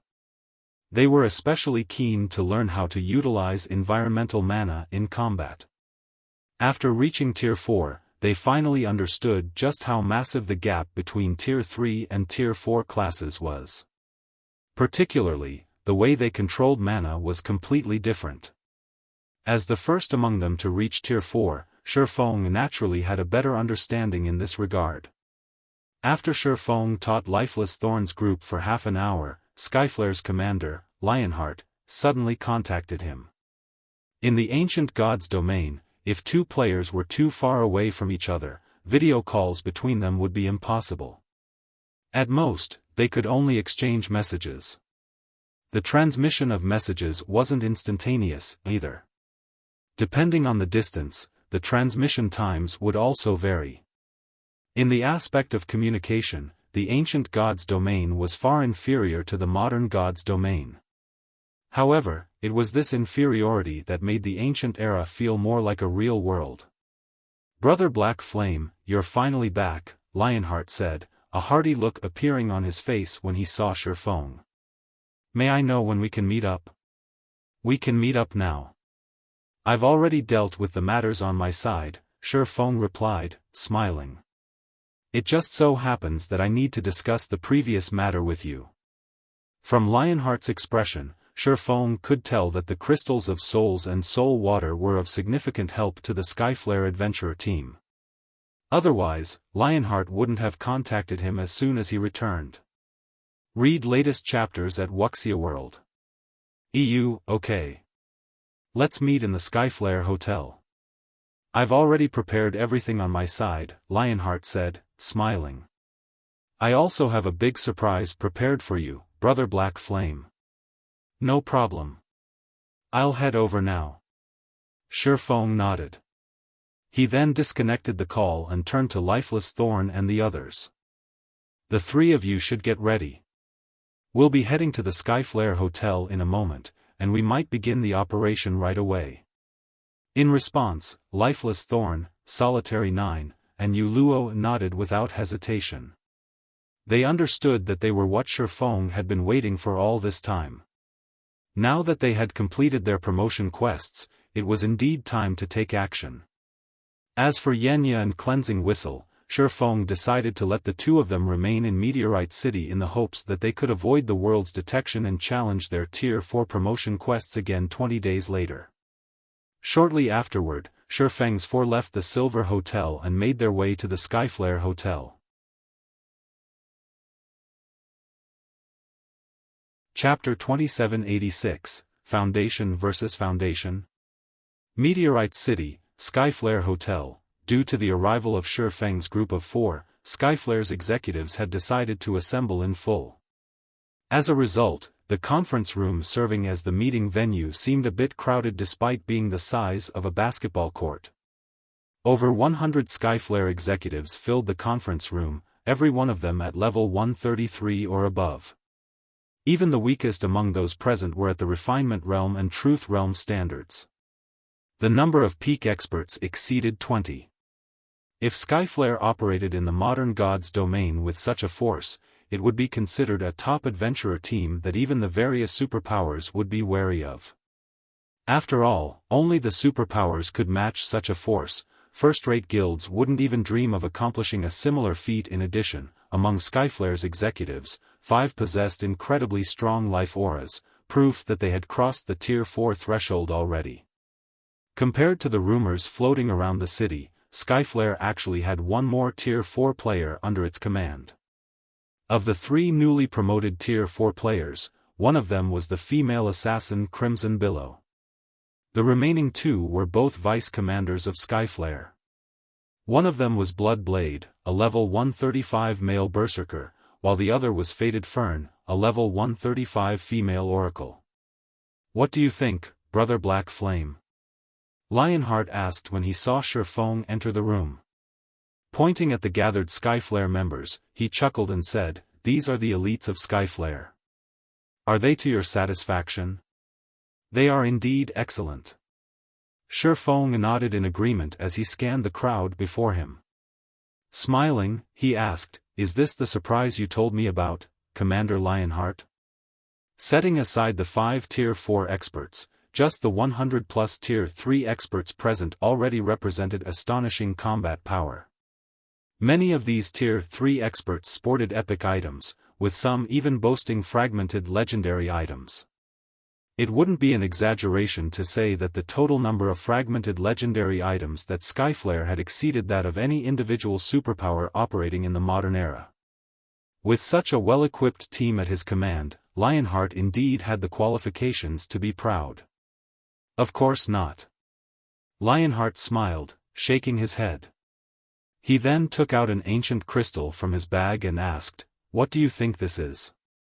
After a casual glance at the crystal, Feng immediately revealed a look of surprise on his face. A Tier 5 sealing crystal. Feng couldn't help doubting his eyes as he took in the dark gray crystal in Lionheart's hand. Tier 5 magic scrolls were incredibly rare in God's domain because Tier 5 skills and spells possessed astonishing power. The requirement for sealing them in a magic scroll was incredibly high. Moreover, even if one successfully stored a Tier 5 skill, one would be fortunate if the resulting magic scroll could exhibit half of the skill's original power. A sealing crystal, on the other hand, could perfectly seal skills and spells at the Tier 4 standard or above. Moreover, although sealing crystals were one-time use items, they did not impose any usage requirements. Players could freely use the stored skill or spell at 100% potential. Meanwhile, the darker the color of a sealing crystal, the stronger the skill or spell stored inside. Since Lionheart's sealing crystal was dark gray, the sealed skill or spell was at the Tier 5 standard at the very minimum. "That's right. This is indeed a Tier 5 sealing crystal," Lionheart said with a faint smile. "We got lucky and came across a visiting high noble from another city. After helping him complete an incredibly difficult quest, we were able to purchase this Tier 5 sealing crystal from him. I believe that with this Tier 5 sealing crystal, our operation will proceed much more smoothly." Indeed. If the skill or spell sealed inside is sufficiently powerful, it might be enough to land a heavy blow on the infant dragon, Feng said, nodding. While it was true that an unrestrained Tier 4 infant dragon was on par with Tier 5 monsters, that was true only for the average Tier 5 monster. A Tier 4 infant dragon still couldn't stop Tier 5 skills and spells that were above average in power. Hence, this Tier 5 sealing crystal could indeed serve as a trump card in the upcoming raid. Skyflare will assist you with everything it has this time, Brother Black Flame. I have gathered all of Skyflare's top experts. We have a total of 124 people, 5 of whom are at Tier 4. We have also finished distributing the teams. For the following operation, we will all listen to your command, Brother Black Flame, Lionheart said proudly. If you have anyone you wish to include in the team, you can freely make adjustments to the team, as well. I really have to thank you for this, Commander Lionheart, Feng said gratefully. While he was somewhat confident of dealing with the Tier 4 infant dragon, he had never actually killed an unrestrained Tier 4 infant dragon. Hence, it wouldn't be strange if their team suffered annihilation. For the Skyflare adventurer team to give him its full support for such a risky operation required a lot of courage and determination. Nonsense. We are only helping each other, Brother Black Flame. If this operation succeeds, Skyflare will also greatly benefit from it, so how can we not give it our all? Lionheart said.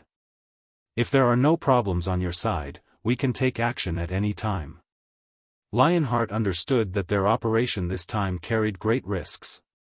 However, he had decided to go through with it not because he was betting on the low odds of success but to tie Feng to his boat. Both the Crystal of Souls and Soul Water were of considerable help to players in completing their Tier 4 promotion quest. One example of this was Crimson Billow, who had failed her promotion quest before. After using a Crystal of Souls, she had completed her promotion quest on the second attempt. In fact, even Bloodblade and Faded Fern had mentioned that without the help of the Crystal of Souls and Soul Water, they would have most likely failed their promotions. Hence, Lionheart began placing even greater importance on the Crystal of Souls and Soul Water. Meanwhile, if he wished to secure a stable supply of these two items, he had to befriend Feng. As for the infant dragon raid itself, Lionheart didn't really care whether it succeeded or failed. So long as he could tie Feng to his side, he would make a profit. There's no problem on my side. However, we'll need to reorganize the composition of your team, as I am going to add 3 people, Feng said. 3 people? Lionheart looked reflexively at the 3 people standing behind Feng. At this time, the 3 people behind Feng had concealed their auras and information using black cloaks. However, based on the appearances they revealed, Lionheart recognized one of them as Luo, whom he had met at the auction house previously. As for the 2 other people, they should be part of the group that entered Meteorite City with Feng. What surprised Lionheart was that Feng was actually bringing only 3 people for the operation. After all, they were going to raid an infant dragon, a creature known to be invincible against opponents of the same tier. Let alone a team of 100+ Tier 3 experts, even an army of 10,000 Tier 3 experts might not be enough to defeat the infant dragon. Yet, Feng was planning to bring only 3 people to the raid. Emicham. This is my first time visiting Meteorite City, Feng said, nodding. Sorry for the poor display, Commander Lionheart. Nonsense. Since you wish to adjust the team, we naturally don't have a problem with it, Brother Black Flame, Lionheart said, shaking his head. He then invited Feng to the team and passed the team leader's authority to Feng. Afterward, Feng inspected the team's statistics and assigned Skyflare's 5 Tier 5 players to 1 squadron. As for the Tier 3 players, he divided them across 6 squadrons, with 1 squadron having 12 healers and the other 5 having none. Upon seeing Feng's team distribution, Skyflare's members were inevitably confused. If their squadrons did not possess a single healer, what would they do when they got damaged? While healers could heal players belonging to different squadrons, placing all of the team's healers in a separate squadron would definitely lower their healing efficiency. Due to positioning issues, the healers wouldn't be able to react immediately if players from other squadrons received damage. However, what Skyflare's members didn't know was that Feng had never thought about the team's Tier 3 players taking damage and losing HP. After all, if a Tier 3 player got hit by a Tier 4 infant dragon, even if it were just a scratch, the player would die without question. There was no need for a healer at all. Everyone in the healer squadron must prepare at least 20 Master Mana Recovery Potions and 20 Master Steel Potions. If you don't have enough, you can go buy them now. I'll pay for them, Feng said as he looked at the 12 Tier 3 healers. At Feng's words, everyone present gasped. A Master Mana Recovery Potion could not only instantly restore a player's mana to full but also increase a player's mana recovery speed by 150% for 3 minutes. With 20 Master Mana Recovery Potions, a healer could last through a battle involving hundreds of thousands of players. A Master Steel Potion was even more extraordinary. At this stage of the game, it was considered a divine life-saving potion. When players consumed the potion, not only would their defense increase by 300%, but their maximum HP would also increase by 1000%. Although the potion only had a 15-second duration, its cooldown was only 60 seconds. If every healer carried 20 Master Steel Potions with them, they would practically be immortal healers, so long as their potion stock lasted. Oh, I almost forgot. Every healer must also carry at least 5 magic scrolls holding Tier 3 defensive curses. It would be even better if you have a Tier 4 defensive magic scroll, Feng added. This, Lionheart felt a little awkward when he heard Feng's words. Brother Black Flame, I don't think there are even 20 or 30 magic scrolls holding Tier 3 defensive curses. I'm afraid it'll be impossible to supply every healer with 5. Is that so? After giving the matter some thought, Feng said, if that's the case, have everyone bring at least 1. Afterward, Feng spent the next half an hour reorganizing and re-outfitting the team until he was satisfied. This should be enough. Looking at the items the team members carried, Feng nodded and said, next, we can start making our way over to the dragon. Okay. Lionheart revealed a bright smile when he heard Feng's words. He then turned to Wind Chaser and said, Chaser, go make the necessary preparations quickly. Understood. Wind Chaser nodded, aware of Lionheart's intentions. Their purpose in assisting Feng this time wasn't to raid the Tier 4 infant dragon but to rope him to their side, as well as show him the power of the Skyflare adventurer team. Preparations? Aren't we setting off right away? Feng asked strangely. Brother Black Flame, you might not be aware of this, but that infant dragon's location is far from Meteorite City. Even if we travel on mounts, it'll take us around 3 days to arrive, Lionheart said. Hence, for the sake of this operation, I contacted the city's high nobles a few days ago to borrow some flying mounts from them. You'll rent flying mounts? Feng was a little surprised. He never thought that Lionheart would help him to such an extent. B across E/B/B E/B the Ghostfire Hills where the infant dragon had its lair was indeed distant. Even the shortest route there would require them to cross nearly 30 leveling maps, including some level 140 to level 150 maps along the way. Hence, reaching the infant dragon wouldn't be an easy task. In addition, flying mounts were exceedingly rare in the ancient god's domain, for some reason. They were so rare that no player in Meteorite City had gotten their hands on a flying mount even now. Hence, players who wished to travel across long distances quickly would have to rent flying mounts from the city's high nobles. However, to do so, one would first have to raise their favorability with a high noble to the level of respect. Meanwhile, in Meteorite City, the players eligible to rent a flying mount numbered no more than 10. Moreover, the rental cost was a whopping 5,000 magic crystals per day. Most importantly, players could rent flying mounts only 10 times per month at most. Hence, the city's player forces would normally choose to rent flying mounts only for urgent matters. With so many people participating in the operation this time, Skyflare would have to rent at least 7 flying mounts. In other words, Skyflare would use up 7 of its monthly rental opportunities. That's right. With the flying mounts, we'll need only half a day to reach the Ghostfire Hills, Lionheart said delightedly. Read latest chapters at Wuxia World. EU in the entire Meteorite City, he was most likely the only person who would dare make such a generous move. However, Feng shook his head in response and said calmly, there's no need to rent flying mounts from those high nobles. You'll be wasting your rental opportunities. We can just fly there right away. Fly there right away? Lionheart parroted Feng's words in confusion.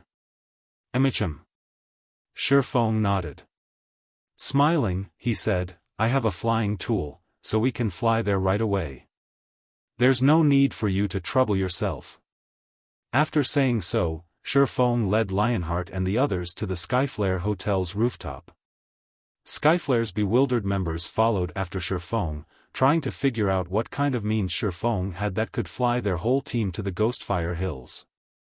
After all, their team had over 120 people. It would take 7 flying mounts just to transport their whole team simultaneously.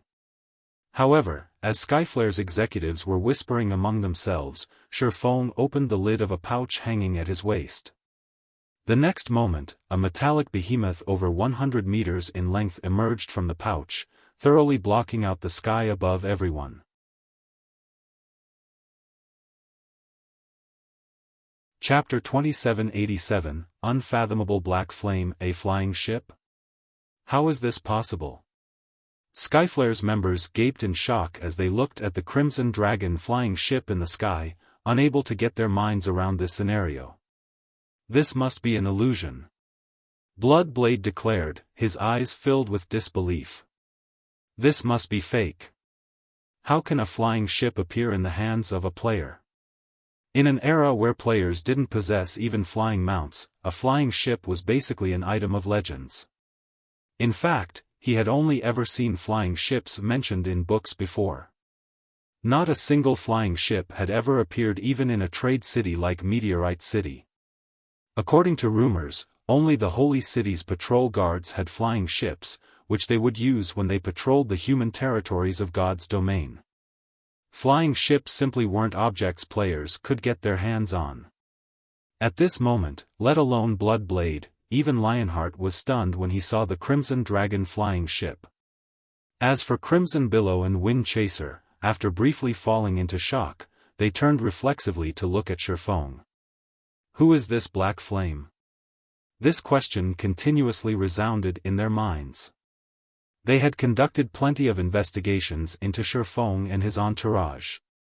After all, they were planning a long-term partnership with him, so they had to gain some understanding of him. Only, the more they looked into Feng, the more they found him unfathomable. They simply couldn't see through his depths. Initially, they merely assumed Feng was a Tier 4 expert from another NPC city. However, after they saw the effects of the Crystal of Souls and Soul Water he took out, they knew that they were definitely mistaken. After all, none of the neighboring NPC cities offered such items. From then onward, they felt that Feng was someone extraordinary, potentially the executive of a major power from a distant NPC city. Otherwise, he couldn't have casually taken out such precious items. Not to mention, he also possessed incredible strength as an individual.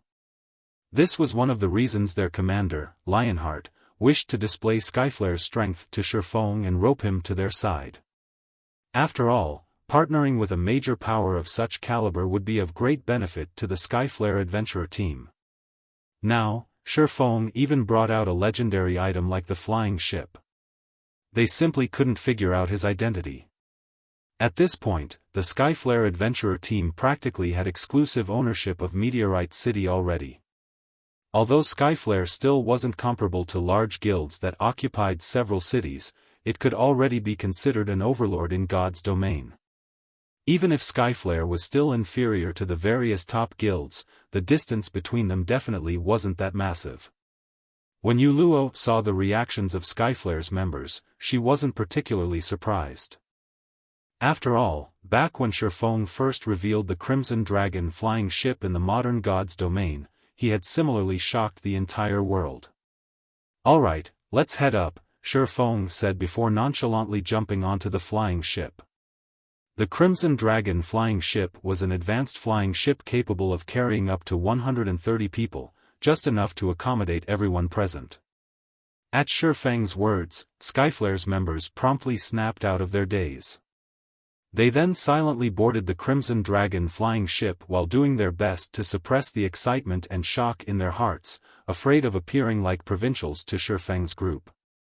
Despite their best efforts, their suppressed emotions instantly exploded as soon as they arrived on the flying ship's deck. After all, the feeling of overlooking Meteorite City while standing aboard the Crimson Dragon flying ship was simply wonderful. Just the fact that the Crimson Dragon flying ship was parked in the air above Meteorite City instantly made it the most eye-catching existence in the city.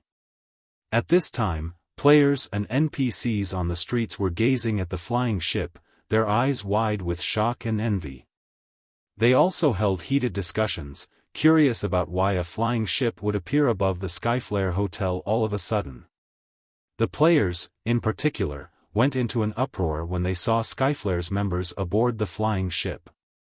However, before Meteorite City's players could come to any conclusions, the Crimson Dragon flying ship began gradually ascending into the sky. Afterward, it transformed into a streak of light and vanished from Meteorite City, even faster than the flying mounts available for rent. How fast? At this speed, we can probably reach the Ghostfire Hills in around a dozen hours, Lionheart exclaimed. He was astonished to see Meteorite City rapidly shrinking behind him. He had ridden flying mounts before. However, compared to the Crimson Dragon flying ship, those flying mounts were significantly slower. The Crimson Dragon flying ship is still all right in terms of speed, Feng said calmly. However, while it is indeed slightly faster than common flying mounts, it is still much slower than Tier 3 Advanced Extraordinary flying mounts. In terms of destructive power, though, it is comparable to Tier 4 Advanced Extraordinary flying mounts. Although Feng had spoken very calmly, Lionheart and the others paid close attention to his every word, afraid that they would miss out on even the tiniest bit of information. Brother Black Flame, you must have spent a lot of magic crystals to secure this Crimson Dragon flying ship, right? Lionheart asked after giving the matter some thought. The flying ship he was standing on was simply too cool. From Feng's description of it, it was basically a tyrant of the skies. Anyone who said they weren't interested in the Crimson Dragon flying ship would be lying. Quite a lot. Even now, my guild has only managed to produce 9, Feng said, nodding. Be greater than me/b. Most of the materials the Crimson Dragon flying ship needed were relatively common. However, it was a different story for the Titan Silver and Magic Elven stones required, especially the Magic Elven stones. Despite having bought out all of the Magic Elven stones on the market, Zero Wing had managed to construct only 9 Crimson Dragon flying ships until now. 9? Lionheart nearly failed to close his mouth. In his opinion, a guild would be plenty amazing to be able to procure even one of such sky tyrants. Yet, Feng's guild had 9. Are you interested in the Crimson Dragon flying ship, Commander Lionheart? Feng couldn't help chuckling at Lionheart's astonished expression. I would be lying if I said I wasn't interested in such a treasure. While scanning the flying ship's deck, Lionheart said enviously, if Skyflare could have a flying ship like this, let alone occupying multiple NPC main cities, even going up against the top guilds wouldn't be a problem. The Crimson Dragon flying ship's combat power might not be a big deal for Skyflare now that the adventurer team had 5 Tier 4 players, but the flying ship's carrying capacity and speed were simply astonishing. With this flying ship, Skyflare's teams would no longer have a problem leveling up. They could travel to anywhere they wished. Skyflare could even use the flying ship to ferry resources between cities and earn a ton of magic crystals. Read latest chapters at Wuxia World. It wouldn't be an exaggeration to say that the existence of just one flying ship could allow Skyflare to undergo a qualitative transformation. Skyflare's executives nodded in agreement with Lionheart's words. It would be wonderful if their adventurer team could get their hands on a treasure like the Crimson Dragon flying ship. In fact, even if Skyflare gained an additional dozen or so Tier 4 players, the value these Tier 4 players could bring wouldn't even be close to what one flying ship could bring. A faint smile appeared on Feng's face as he said, Commander Lionheart, since you are so interested in the Crimson Dragon flying ship, I can sell one to the Skyflare adventurer team. The instant Feng finished speaking, every one of Skyflare's members turned to him involuntarily. Feng's words were a siren song, they couldn't help getting ensnared. Lionheart's breathing also quickened at Feng's words as he sought confirmation. Brother Black Flame, is what you said true? Of course, but it won't be cheap, Feng said, nodding. In reality, part of the reason he had taken the Crimson Dragon flying ship out was to display it to Skyflare's members and lure the adventurer team into buying it. As soon as Feng finished speaking, Lionheart answered with no hesitation whatsoever. Brother Black Flame, please state your price. So long as you are willing to sell this Crimson Dragon flying ship, Skyflare will do everything it can to buy it.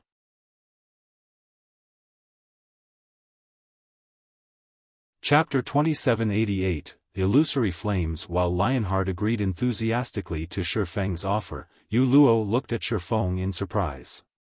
She never thought that Feng would actually be willing to sell the Crimson Dragon flying ship.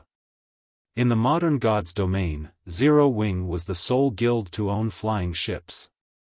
Many superpowers wished to purchase one from Zero Wing, yet Zero Wing had rejected all offers.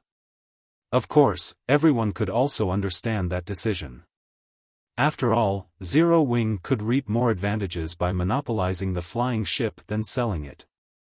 If news got out that Feng was selling a Crimson Dragon flying ship to the Skyflare adventurer team, the various superpowers operating in the modern era would definitely die of envy. However, what Yu Luo wasn't aware of was that Feng had decided to sell Skyflare a flying ship because matters of the ancient era wouldn't influence the modern era. It was challenging for players of the modern era to visit the ancient era. And even if they managed to travel to the ancient era by luck, they wouldn't be able to stay for long. The number of players that could travel to the ancient era wouldn't be significant either. Likewise, the ancient era's players would have a tough time visiting the modern era. It was unlikely for the two worlds to have any major interaction with each other at this point. To put it simply, even if he sold a Crimson Dragon flying ship to the Skyflare adventurer team, Skyflare wouldn't affect Zero Wing's advantages in the modern era. Hence, he could trade some precious items to Skyflare without worry. Moreover, if Skyflare grew stronger in the ancient era, the adventurer team would also have an easier time collecting the ancient era's various resources for him. After all, he had neither the time nor the strength to establish his own force in the ancient era. In that case, relying on the local powers to secure resources was the next best option. Most importantly, the fewer the people that knew of the secret between the two worlds, the better. Otherwise, be it in the ancient God's domain or modern God's domain, he shouldn't think of living a peaceful life. Commander Lionheart, if you wish to purchase the flying ship, it will cost you 10,000 Titan silver ingots, 1,000 magic elven stones, and 1,007 luminaries crystals. Feng stated his price directly. For the time being, he could already secure more than enough magic crystals through exchanging the crystals of souls and soul water. Compared to magic crystals, he prioritized obtaining materials that were rare in the modern God's domain and 7 luminaries crystals. BASE rare/BA. Moreover, trying to obtain these rare materials with the crystal of souls and soul water would be difficult since crystals of souls and soul water were non-essentials. After all, they merely increased players' chances of completing their Tier 4 promotion quest by a little. More precisely, the crystal of souls and soul water merely helped players complete their Tier 4 promotion quests ahead of time. In the case of players who never had a chance to complete their Tier 4 promotion quest to begin with, the items would be useless. This point was something anyone who had used the two items would know. Hence, while the various powers could accept using magic crystals, which were abundant, to exchange for crystals of souls and soul water, they would think twice if the requested currency was a strategic or rare material. After all, collecting these materials wasn't an easy task, and they were necessary for many applications. These materials basically served as the foundation of the various powers.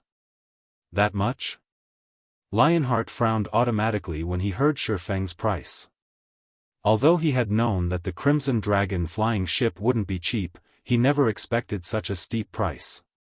Titan silver and magic elven stone were precious resources essential to the construction of many buildings and the production of important items. As for the 7 luminaries crystal, it was something all players and powers coveted. The Skyflare adventurer team had gone to great lengths and sacrificed many experts to occupy a small area that generated 7 luminaries crystals. Moreover, Skyflare still had to station over 1,000 Tier 3 experts there to guard the area at all times. Meanwhile, the price of 1,007 luminaries crystals would basically zero out Skyflare's stockpile. Upon seeing Lionheart's reaction, Feng said unhurriedly, "Of course, this is only the first option, Commander Lionheart. You can also consider going with the second option, which is to let me invest in Skyflare and give me 5% of Skyflare's income in the future." 5%? Lionheart pondered Feng's offer carefully. Honestly speaking, 5% of the current Skyflare adventurer team's income wasn't a significant amount. However, the story would change when Skyflare grew stronger. In the long run, the income Skyflare lost would definitely far exceed the price of Feng's first offer. "Commander, my suggestion is to go with the first option," Wind Chaser whispered as he looked at Lionheart agonizing over Feng's offer. "Although we'll be broke for some time after buying the flying ship, Skyflare's value will far exceed those resources in the future." Now that Skyflare already had 5 Tier 4 players, its future was promising. Giving away part of its income for just one flying ship was unnecessary. The other Skyflare executives also looked toward Lionheart, their eyes clearly conveying agreement with Wind Chaser. Taking a deep breath, Lionheart looked at Feng and said, "Brother Black Flame, I chose the first trading option. Once this operation is over, we can conduct the transaction in Meteorite City.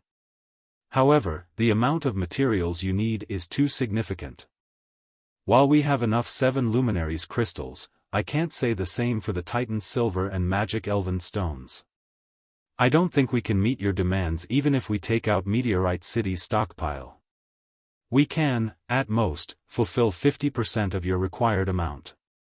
May I know if we can make up for the remaining amount using 100 top-tier epic weapons and equipment?"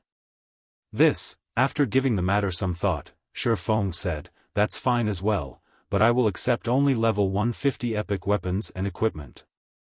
In Meteorite City, the total value of 5,000 Titan Silver ingots and 500 Magic Elven Stones was equivalent to 80 top-tier epic weapons and equipment, at most. Moreover, acquiring so many top-tier epic weapons and equipment wouldn't necessarily be possible. After all, while many NPC merchants in the Ancient Gods domain sold epic weapons and equipment, there was still a limit. This was especially true for top-tier epic weapons and equipment. Their rarity in the ancient era was not the slightest bit lower than in the modern era. Often, acquiring these items meant raiding mythic bosses and even superior mythic bosses. Bosses of such caliber were incredibly limited, and one would be fortunate to find even 20 of such bosses within Meteorite City's vicinity each week. Moreover, even if Skyflare now had many Tier 4 experts, raiding superior mythic bosses still carried great risks. Lionheart's offer of 100 top-tier epic weapons and equipment to make up for the difference was definitely favorable for Feng. Feng understood Lionheart's reason for doing so.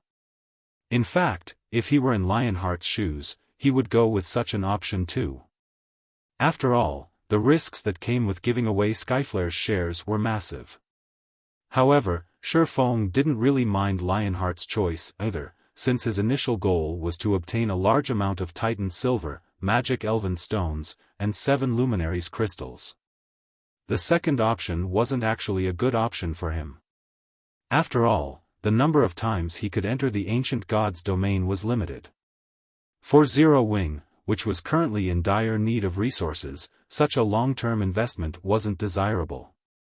This outcome was undoubtedly the best for Feng. Moreover, exchanging half of the required Titan Silver and Magic Elven Stones into top-tier epic weapons and equipment was also a good deal for him. After all, the current Zero Wing hardly had any level 150 epic weapons and equipment. With these top-tier epic weapons and equipment, Zero Wing's executives would also have an easier time completing their Tier 4 promotion quests. That won't be a problem. Lionheart nodded.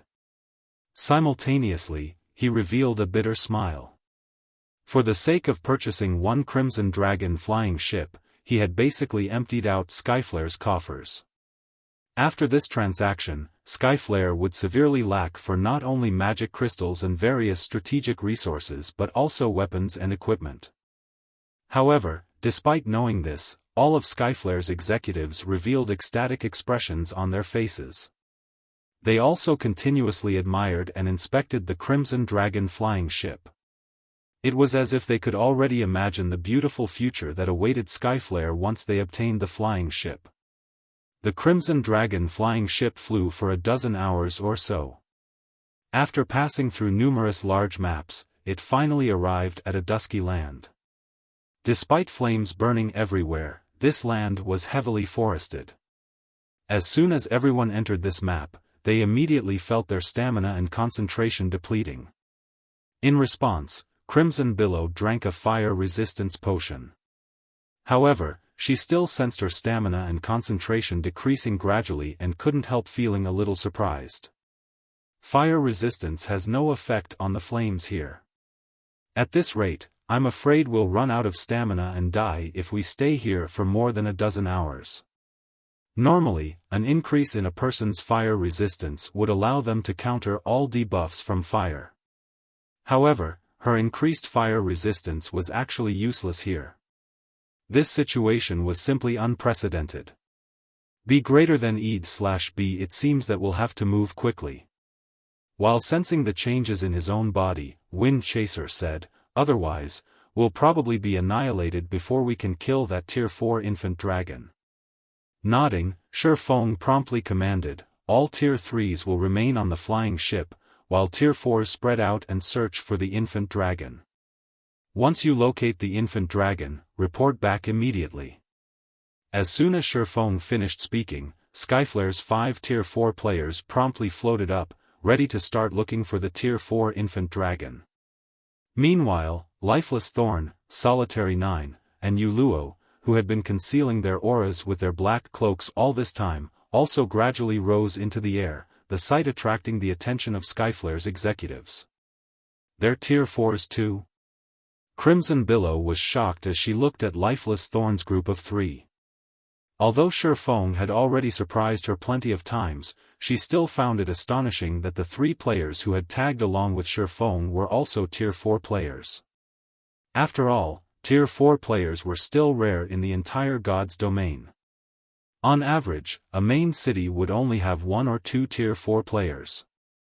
Yet, it was revealed that not only Feng but even the people following him were Tier 4 players.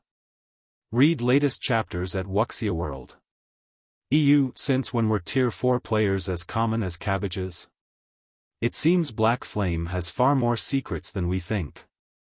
Fortunately, we chose to partner with him. I really don't want to imagine what would have happened had we chosen to make an enemy out of him, Wind Chaser said, smiling bitterly. Uluo aside, Lifeless Thorn and Solitary 9 were part of the group that entered Meteorite City with Feng. Now that 3 out of the group of 5 were confirmed to be Tier 4 players, it wouldn't be strange that the other 2 players were hidden Tier 4s as well. To think that we were actually planning to use force if negotiations failed. In retrospect, Wind Chaser found their thoughts laughable. Subsequently, after Feng's group of 9 searched for about half an hour, Crimson Billow's voice suddenly appeared in the team chat. I found the infant dragon. It's resting inside a cave in the southwest valley.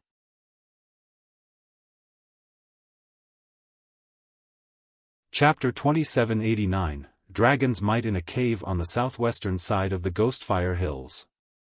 After Crimson Billow sent the infant dragon's coordinates, Feng had quickly gathered everyone. Now, all 128 members of the team were sneaking deeper into the cave. The flames seemed to be getting stronger and stronger, Uluo said worriedly when she sensed her stamina and concentration depleting at a quicker rate. Moreover, the burning sensation is also growing stronger, the deeper we go. At this rate, I'm afraid the burning sensation will grow so strong that we won't be able to focus during the battle. Indeed. The burning sensation here is getting worse. Wind Chaser nodded in agreement. Under this burning sensation, I'm afraid ordinary refinement realm experts won't be able to exhibit combat standards at the refinement realm. Previously, the illusory flames merely ate at his stamina and concentration. However, he now felt as if his whole body was scorching. Although the pain was subtle, it would still impact the performance of people with weak minds. Combat techniques, skills, and spells required precision control. Even a slight deviation could result in a massive difference in the combat power one could exhibit. After observing the environment, Lionheart suggested to Xiaofan, "Brother Black Flame, this cave is indeed extraordinary. I think our best option is to take the fight out of the cave. Otherwise, we'll have difficulty exerting our strength." "I'm afraid that won't do." Shaking his head, Xiaofan said with certainty, "We must finish the infant dragon in this cave. Moreover, this is most likely our only chance. Outside this cave, we'll have trouble even touching the infant dragon." Dragons were the rulers of the sky. On paper, fighting the infant dragon outside the cave might seem to be to their team's advantage. However, doing so would actually place their team at a disadvantage. This was especially true for the team's Tier 3 players. Without the help of special skills, Tier 3 players couldn't fly by themselves. Hence, if they fought the infant dragon outside, the team's Tier 3 members would get sidelined. As for utilizing the Crimson Dragon flying ship to fight the infant dragon, that was simply a joke. Against a Tier 4 infant dragon, even an advanced flying ship wouldn't last more than 3 or 4 hits. In fact, it wouldn't be strange if the Crimson Dragon flying ship fell after just one attack. After all, the flying ship was merely capable of withstanding the attacks of ordinary Tier 4 mythic monsters. Its defenses would crumble instantly before a Tier 5 attack. Shortly afterward, Xiaofan and the others came across Crimson Billow, hiding underneath a rock. At present, though, Crimson Billow had a wilted expression on her face. "What happened?" Lionheart asked strangely when he saw Crimson Billow's condition. "It's nothing." Shaking her head, Crimson Billow smiled bitterly and said, "I'm just wondering whether we can really win against that infant dragon. Although it is an infant dragon, our team isn't a pushover either. How would we know we can't win if we don't give it a try?" Bloodblade said confidently as he looked at Crimson Billow's defeated expression. "Don't forget that we have 9 Tier 4 players this time. That infant dragon is also only at Tier 4. However, after Bloodblade finished speaking, the cavern at the end of the road appeared in front of everyone. And a creature with a pale golden body over 100 meters long entered their sight. Infant Golden Dragon, Mythic, level 140 HP 112 billion, how is this possible? Everyone gasped involuntarily when they saw the infant dragon statistics. Even Lifeless Thorn and Solitary 9, who had seen a half-step demon king before, were astonished. The infant golden dragon stifling aura aside, just its HP of 112 billion was already plenty mind-boggling. With 112 billion HP, the infant dragon would recover 24 billion HP every 5 seconds, or roughly 400 million HP every second. Even assuming each of their Tier 4 players could cause 50 million damage per second, after excluding the 2 Tier 4 healers, they could deal only around 350 million damage per second with the remaining 7 Tier 4 players. Moreover, this was all under the premise that the infant dragon didn't possess a powerful defense and wouldn't put up any resistance. Not to mention, the infant dragon before them was part of the Golden Dragon tribe. Its bloodline was of a much higher purity than ordinary dragons. Among the dragon race, the Golden Dragon's bloodline was second only to divine dragons. It's no wonder they say dragons are invincible among existences of the same tier. With such HP, even if we can survive this infant dragon's attacks, I doubt we can actually kill it. Wind Chaser couldn't help feeling shaken. Although HP wasn't everything, it could still provide an intuitive gauge of an existence's general strength. With how much HP the infant dragon possessed, it was easy to imagine how terrifying its basic attributes were. They were definitely at least 2 or 3 times higher than those of the average superior mythic monster of the same level. What did that mean? With an attack from a superior mythic monster of the same level, a Tier 4 player would still receive significant damage even if they merely defended themselves. However, if a Tier 4 player tried defending against one of the infant golden dragon's attacks, they would be fortunate to retain a scrap of HP to keep themselves alive. If they were unlucky, they would be one-shot. In other words, if their team wished to fight the infant golden dragon, they couldn't allow even a graze from it. Otherwise, lives would be lost. At this moment, Lionheart and the other Skyflare executives finally understood why Feng didn't assign healers to any of the Tier 3 combat squadrons. After all, Tier 3 players would be no different from ants in the upcoming battle. They were insignificant existences that would disappear upon coming into contact with even the slightest shockwave. Hence, there was naturally no need to assign healers to them. An infant golden dragon? Feng also smiled bitterly when he saw the mountain-like dragon before him. No wonder this quest was evaluated at the inferior mythic rank. This Tier 4 infant golden dragon's combat power reached the Tier 5 intermediate rank. Even Fabero in his heyday wouldn't be a match for this infant dragon. In other words, the infant dragon simply wasn't an existence Tier 4 players could hope to confront. Possibly, only Tier 4 experts wielding legendary weapons and geared in legendary equipment could hope to defeat the infant golden dragon. Otherwise, the best option for players coming across this infant dragon was to obey their instincts and flee immediately. Brother Black Flame. At this time, Lionheart couldn't help but look at Feng and shake his head. Although I don't want to say it, I'm afraid there really is no hope of killing this infant golden dragon. After seeing the infant golden dragon for himself, he finally understood that the records in books weren't entirely trustworthy. After all, the infant dragon before him was many times more terrifying than what was described in the library books he read.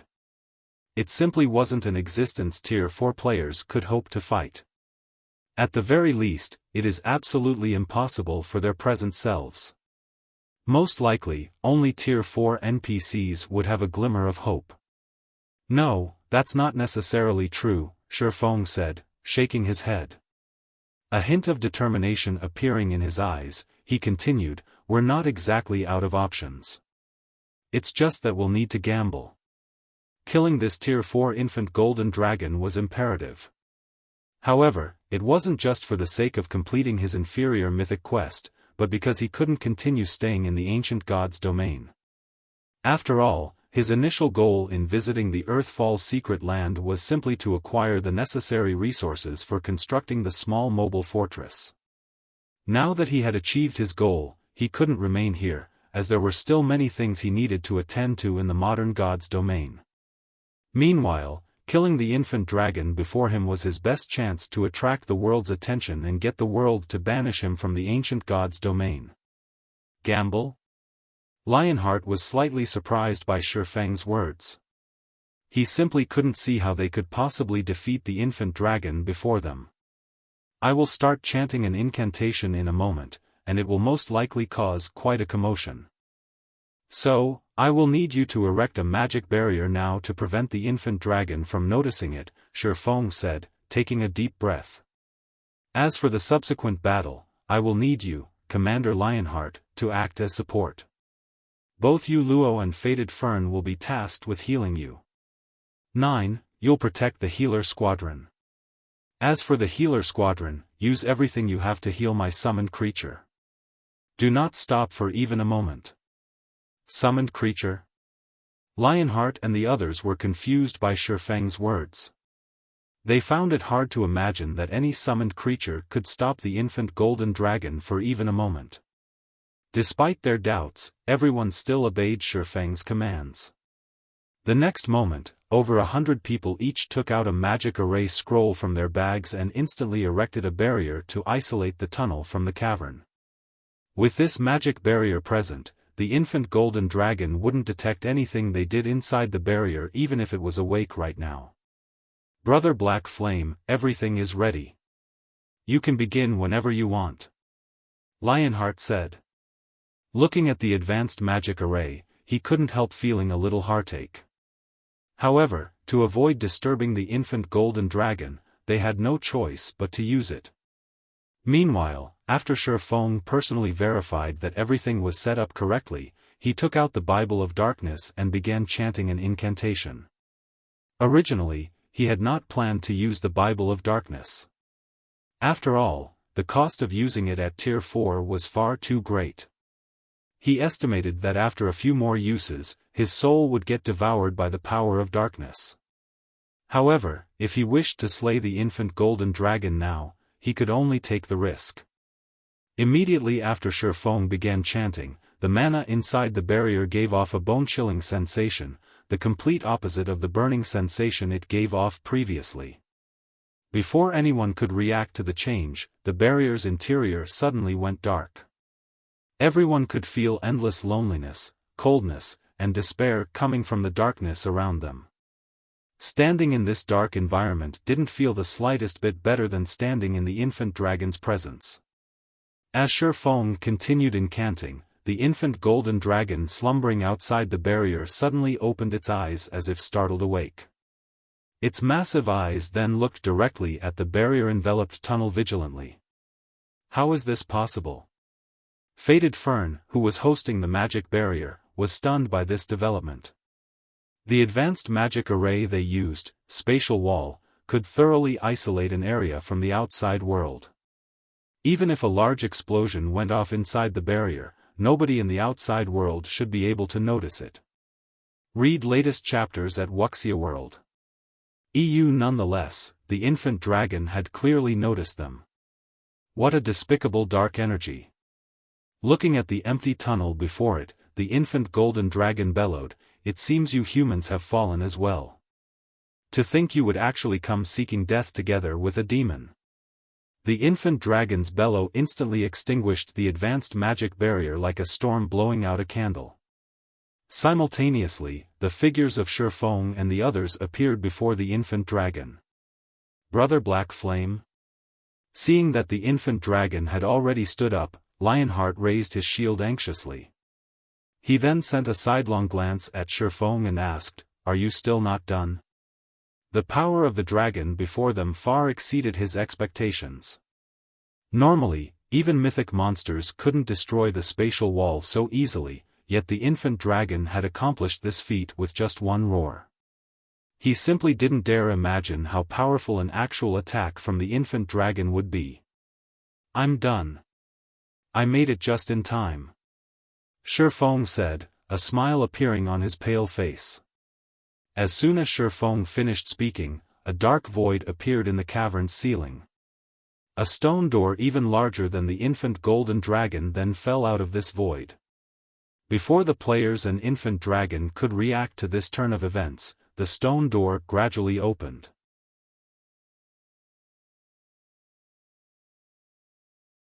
Chapter 2790, Heaven-defying battle. The demon gate inside the cavern opened. However, when the door was only partly open, a cold voice suddenly came from beyond it. Feng's group and the awakened infant golden dragon shuddered involuntarily upon hearing this voice. A little golden lizard and a heaven-blessed individual. "Wait, no, you're not an existence of this world." "Interesting." "How interesting." "Oh. The Bible of Darkness is actually damaged?" "Wonderful. This is truly wonderful." The demonic words that came out of the door echoed in everyone's mind. Although the voice spoke in a calm tone, the aura escaping the door paralyzed everyone momentarily. The infant golden dragon glared at the door in fear. A Tier 5 demon king? Xiaofan was astonished when he sensed the frightening aura from the demon gate. According to his expectations, he would already be fortunate if he could summon even a demon prince. After all, the Bible of Darkness had yet to reach its perfect state. However, the existence behind the demon gate was undoubtedly much stronger than a demon prince. In fact, none of the Tier 5 existences he had come across thus far had exuded such a powerful aura. This book isn't suitable for a little guy like you. Give it to me. Only if it is in my hands can I truly descend onto this land. At the Demon King's words, Feng suddenly sensed his control over the Bible of Darkness waning, and the Bible actually started flying toward the Demon Gate. Seeing this, Feng couldn't help being shocked. He never thought that a demon could resist and manipulate the Bible of Darkness's power. Hurriedly, he used all his strength to wrestle back control over the Bible of Darkness. Stop wasting your energy, little fellow. I will be taking this damaged Bible of Darkness. However, you can also rest assured. Once my clan and I thoroughly descend upon this world, I will make sure to spare you. At these words, the Bible of Darkness struggled even harder to break free from Feng's grasp. In fact, his connection with the Bible of Darkness was even severed completely, and the only thing he could do now was hold on to the book with brute force. Despicable human, you actually dared summon that thing here, the infant golden dragon bellowed. Evidently, it had figured out the identity of the existence beyond the Demon Gate. I will not let you succeed. Die. After letting out a roar, the infant dragon suddenly widened its mouth. Immediately afterward, a threefold magic array took shape before it. Not good. It's using dragon breath. Everyone, dodge quickly. Feng shouted, surprised by the infant dragon's actions. A Tier 4 dragon breath would undoubtedly carry power at the Tier 5 intermediate rank standard. Let alone Tier 3 players, even Tier 4 players would die if they faced it. The only way they could survive this attack was to dodge it. However, the infant golden dragon was simply too fast. Before anyone could react, the threefold magic array had already taken shape. The next moment, a destructive energy ball shot out of the infant dragon's mouth, the energy ball's speed and size making it impossible for anyone to avoid in time. Everyone could only watch as the dragon breath approached them. It's over. Lionheart reflexively closed his eyes when he saw the approaching dragon breath that destroyed everything in its path. As for everyone else, they also revealed looks of despair and bitter smiles. Previously, they thought that they still stood a chance against the infant golden dragon, albeit a small chance.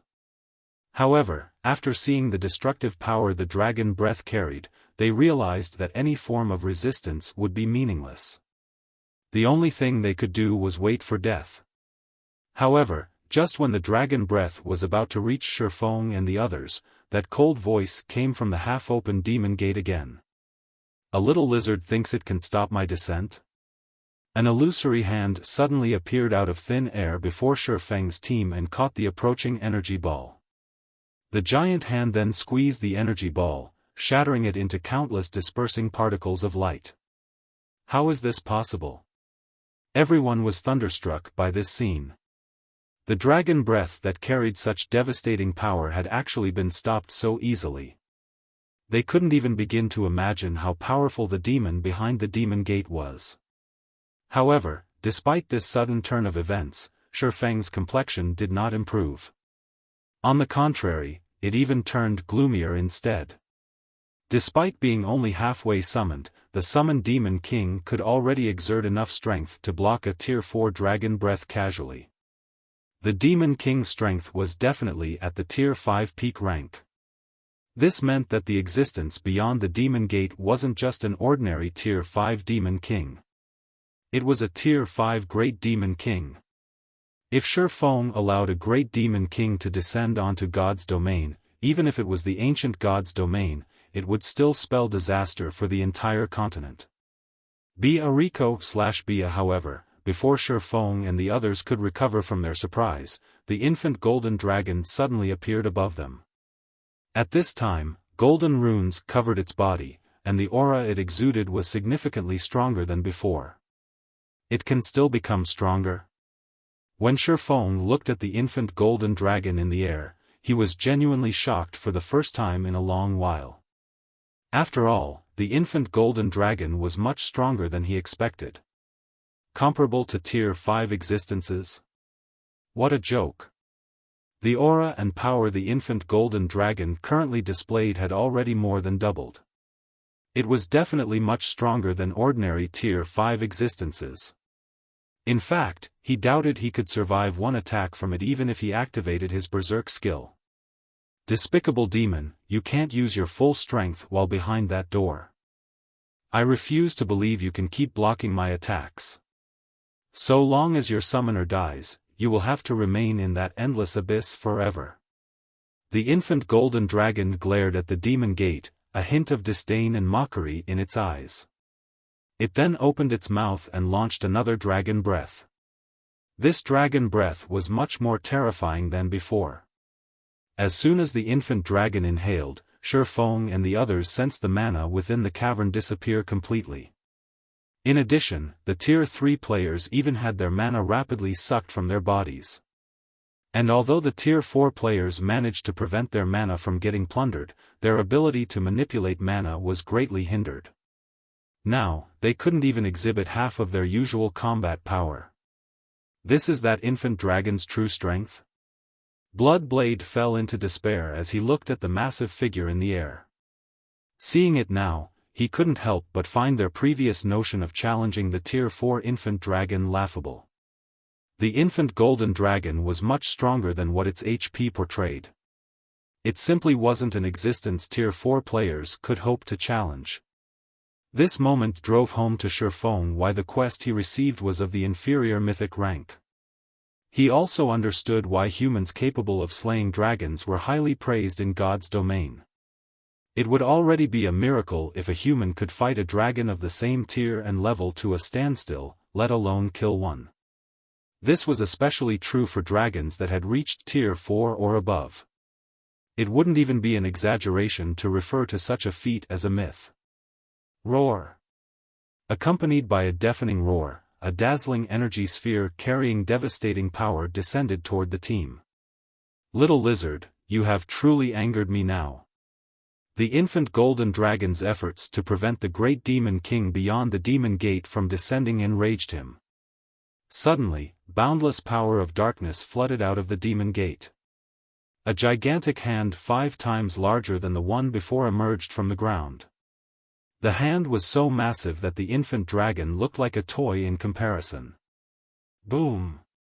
Not only did the gigantic hand shatter the dragon breath instantly, but it even grabbed the infant dragon.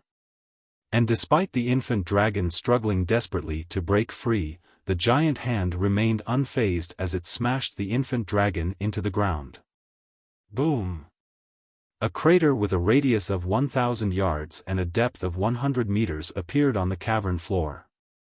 Apart from the Tier 4 players and the Tier 3 healers, who had consumed Master Steel potions, the other players in the cavern were instantly killed by the resulting shockwave. Although Feng and the Tier 4 players remained alive, they had lost over 2/3 of their HPs. As for the surviving healers, their HPs had also fallen to a critical level. They had very nearly lost their lives. Meanwhile, after the dust in the vast cavern dissipated, the giant hand was nowhere in sight. The only thing in the crater was the infant golden dragon. Presently, however, the infant dragon had both its wings broken, with blood flowing out from all over its body. Its life aura had also weakened significantly, and its HP had even fallen to just 63%. Given the infant dragon's current state, it was evident that the great demon king's attack had heavily injured it. How strong! So, this is the strength of a Tier 5 great demon king? Feng was dumbfounded by this outcome. The infant golden dragon had put its all into the last attack, and the attack's power had definitely reached the Tier 5 advanced rank standard. Yet, it still suffered a brutal beating. The difference in strength between the infant dragon and great demon king was clear for all to see. In fact, if not for the demon gate severely dampening the great demon king's strength, the infant dragon would have most likely died from that one attack. Meanwhile, after the great demon king executed this attack, his control over the Bible of Darkness had also weakened significantly. At the very least, Feng could now sense a connection between him and the Bible of Darkness. Feng hurriedly cancelled the summoning. Previously, due to the severance of his connection with the Bible of Darkness, he couldn't stop the summoning even if he wanted to. However, now that he had recovered a small portion of control over the Bible of Darkness, he could cancel the summoning. As for the cost of forcibly cancelling the summoning, he couldn't care less about it right now. After all, if he allowed a Tier 5 Great Demon King to descend onto the continent, only death awaited him. Moreover, the cost of this death wouldn't just be a loss of 1 or 2 levels. Instead, his body might very well end up a puppet of the Great Demon King, and he would have no choice but to retrain a new account.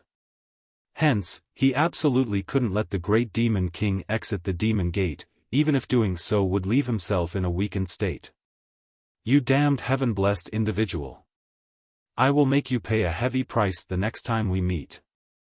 Upon seeing the Demon Gate closing, the Great Demon King bellowed angrily and repeatedly attacked the door, causing it to tremble violently. Fortunately, the Demon Gate was sufficiently powerful. No matter how much the Great Demon King assailed it, the Demon Gate continued closing at a steady pace.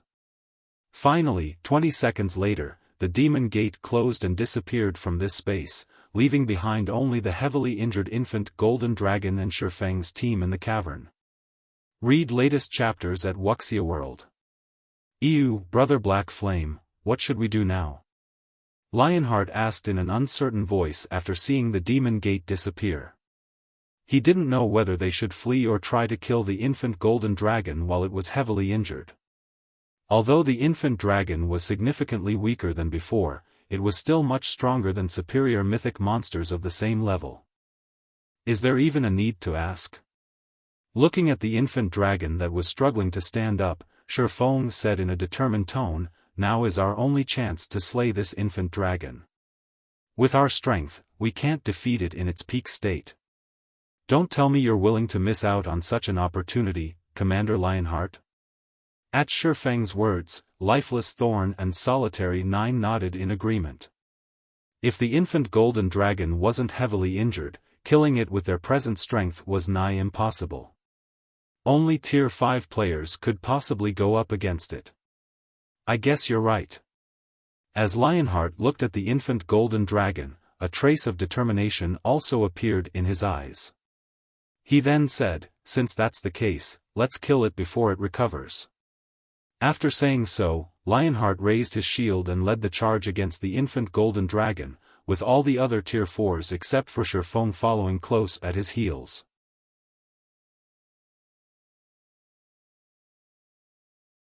Chapter 2791, Infant Golden Dragons Fall, Insignificant Humans. Do you think you can insult me just because I am heavily injured? When the infant golden dragon saw Lionheart and the other Tier 45 charging toward it, anger flared in its amber pupils, and it let loose a deafening roar. A shockwave immediately spread from the infant dragon to its surroundings. Boom! Boom! Boom! A series of collisions echoed throughout the cavern as Lionheart and the others got hit by the shockwave. Aside from Lionheart and Solitary 9, everyone else on the team went flying back several dozen meters, a stinging pain washing through their bodies. They also lost over 2 million HP from the attack. Lifeless Thorn and the others, who only had around 6 million HP, had basically lost 1/3 of their HPs to the shockwave. It's still so strong even after getting injured? Everyone gasped and they saw their own HP bar. The infant golden dragon was clearly extremely weakened right now, yet it still managed to inflict so much damage with only its roar. Its strength was simply terrifying. At this time, even Feng was stunned by this situation. In addition to its heavy injuries, the infant dragon was also suffering from the heavenly dragon's breath suppression. Otherwise, everyone would have most likely lost over half of their HP from the shockwave. Tier 3 healers, keep up. Restore the damage dealer's HP with everything you've got. Don't stop even for a moment. Feng, who was currently incapacitated due to the backlash from forcibly cancelling the demon summoning, hurriedly issued commands across the distance. You Luo and Faded Fern, you two prioritize healing Lionheart and 9. Make sure their HPs are full at all times. At Feng's command, Faded Fern, a Tier 4 oracle, swung her staff and double-cast 2 Tier 3 curses. Tier 3 Defensive Curse, Contract Barrier. Tier 3 Strengthening Curse, Heavenly God's Prayer. Immediately, a translucent barrier formed around the bodies of Lionheart and Solitary 9. Simultaneously, divine runes appeared on the bodies of everyone on the team, doubling everyone's resistances and defense and increasing everyone's physique by 20% for 20 minutes. She even has a Tier 3 AoE strengthening curse? Feng was surprised as he looked at Faded Fern. Strengthening spells were incredibly rare in God's domain. In fact, they were 10 times rarer than ordinary curses of the same tier. This was especially true for AoE strengthening spells. The value of such a spell was practically equivalent to a fragmented legendary item. In his previous life, any player who wielded strengthening spells would receive the VIP treatment from the various superpowers. This was because, unlike berserk skills, strengthening spells had short cooldowns and long durations. An AoE strengthening spell could elevate a team's combat power to a whole other level. In the past, one of the reasons Violet Cloud was recognized as one of the 10 great cleric gods was her possession of many AoE strengthening spells. This prompted the various superpowers to desperately seek her. As far as Feng knew, nobody in the modern god's domain had gained a strengthening spell even now. Yet, not only did Faded Fern possess a strengthening spell, but it was even of the AoE variety. How could he not be surprised by this situation? Meanwhile, after Faded Fern cast Heavenly God's Prayer, the team's overall combat power evidently rose by a slight margin. Good. Let's continue. After seeing the barrier protecting his body, Lionheart charged forward once more. This time, the infant dragon no longer attacked with its roar. Instead, it swept its tail at the approaching players. However, despite seeing the tail that shattered even space itself bearing down on him, Lionheart did not back away.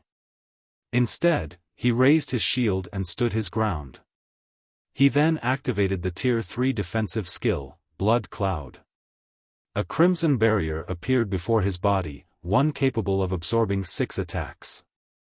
Although the barrier could fully nullify only attacks at the Tier 4 standard and below, it could still diminish the damage of Tier 5 attacks. Boom! The blood cloud instantly exploded upon coming into contact with the infant dragon's tail. However, thanks to the blood cloud dampening the blow, Lionheart only stumbled 2 steps backward and lost a little over 6 million HP. For Lionheart, who had already reached level 137 and possessed 17.2 million HP, this amount of damage was still tolerable. Upon seeing that Lionheart could take on the infant dragon's attacks, everyone else on the team breathed out a sigh of relief and began assaulting the infant dragon. Blood Blade used his Tier 4 legacy skill Storm Dance. Lifeless Thorn also used his Tier 4 legacy skill Lightning Serpent. Tier 4 skills and spells bombarded the infant dragon's body one after another, every one of them dealing over 50 million damage, with some even doing over 100 million critical damage. However, compared to the infant dragon's remaining 60 billion HP, this amount of damage appeared minuscule. Is the damage still not enough? Feng frowned when he saw the result of the frenzied barrage. Apart from Lionheart, the 5 other Tier 4 players fighting were currently attacking the infant dragon with everything they had. Yet, the damage they caused just barely exceeded the infant dragon's battle recovery. Moreover, this was with the infant dragon's battle recovery halved due to its heavy injuries. The Tier 3 healers healing from a distance also couldn't help growing anxious in this situation. At this rate, their team would need more than an hour to finish the battle. Meanwhile, 1 hour was definitely more than enough for the infant golden dragon to recover from its injuries. If that happened, they would be doomed. Lionheart and the others were also aware of the situation. However, this was already the best they could do. Although they could activate their berserk skills to raise their damage output temporarily, doing so would be meaningless, and would prompt the infant dragon to enter its berserk phase earlier. At that time, without their berserk skills, they would be utterly incapable of defending against the infant dragon's attacks. Do any of you have combat resurrection? Feng asked the 12 Tier 3 healers behind him. In the ancient god's domain, ordinary resurrection methods couldn't resurrect players on the spot. One special type of resurrection method could. However, the player resurrected through this method would suffer a higher death penalty. I do. 8 of the Tier 3 healers responded to Feng's question. Good. Go and resurrect the 8 players with the highest strength. Feng breathed out a sigh of relief when he saw how many responses he received. The next moment, the 8 healers with combat resurrection resurrected 8 of Skyflare's fallen members. Take these spears and divide them among yourselves. After looking at the 8 resurrected players, Feng took out the 600+ thunder spears stored in his bag. Drink a master strength potion and activate your berserk skills. Afterward, use everything you have to throw these spears at the infant dragon. It's best if you can use up all these spears before your berserk skills run out. Don't hold back. Yes, sir. The 8 players nodded, fully understanding Feng's intentions. As Tier 3 melee players, they couldn't even be considered cannon fodder in front of the Tier 4 infant dragon. After all, if they tried moving up close to the dragon, they would instantly die to any random roar. The only way they could contribute to the raid was by relying on external items. Only then would they have a chance of dealing damage to the infant dragon. The 8 players consumed the master strength potions they had prepared beforehand, which increased their strength attribute by 70% for 3 minutes. They then activated their respective berserk skills, further improving their basic attributes. In terms of strength, the 8 of them could already rival mythic monsters of the same level. After seeing the infant dragon swing its tail, exposing its back, Feng ordered, attack. Aim at the dragon's injuries or the reverse scale on its back. At Feng's command, the 8 melee players promptly threw the thunder spears they held with all their might. Whoosh! Whoosh! Whoosh! The next moment, 8 lightning arcs cut through space and landed on the infant dragon's injuries and reverse scale. Roar! The infant dragon roared in pain at the attacks. Simultaneously, damages exceeding 50 million appeared above its head one after another. There was even one critical hit that dealt over 130 million damage. The 8 melee players' attacks were not the slightest bit weaker than those of Lifeless Thorn and the other Tier 4 combatants, only the frequency of their attacks was slightly inferior. Good. Next volley. Seeing that the attacks were highly effective, Feng promptly called for another attack. In response, the 8 melee players each took out another thunder spear and hurled the weapons at the infant dragon. When the attacks connected, the infant dragon's HP bar finally shrank, albeit slightly. As expected of the commander. We have a chance now. Solitary 9 couldn't help growing excited when he saw the rate of the infant dragon's HP decrease accelerating. Crimson Billow, who was frantically attacking the infant dragon, looked toward Feng in surprise despite herself. He still has a trump card? She never thought that Feng could actually add 8 more Tier 4 combatants to the fight. Now, with their damage output, killing the infant dragon within a short period was entirely possible. The infant golden dragon's HP continuously decreased over time. 60%. 40%. 30%. The speed at which the infant dragon lost HP was nothing like before. Only, in exchange for this boost in DPS, the supply of thunder spears declined rapidly. In just 2 minutes, the 8 Tier 3 players had already used up more than 400 thunder spears. Everyone, be careful. It's going berserk. Feng warned when he saw that the infant dragon's HP bar had fallen to a critical level. As soon as Feng finished speaking, the infant dragon suddenly let out an angry roar. Simultaneously, the dragon's body gave off a dazzling, golden glow, and its eyes turned bloodshot. It had evidently entered a berserk state. All right. Since Brother Black Flame has let us see his cards, let's show him ours as well. Glancing at faded Fern, Lionheart shouted, "Fern, it's your turn now. Leave it to me." Faded Fern smiled. She then took out the Tier 5 sealing crystal from her bag and began chanting an incantation. Immediately, as if time had frozen, silence fell over the entire cavern. The only exception to this phenomenon was the gradually shattering crystal in Faded Fern's hand. Before the infant golden dragon could smash its claw at Lionheart, a magic spear several hundred meters long suddenly appeared above the infant dragon and struck its head.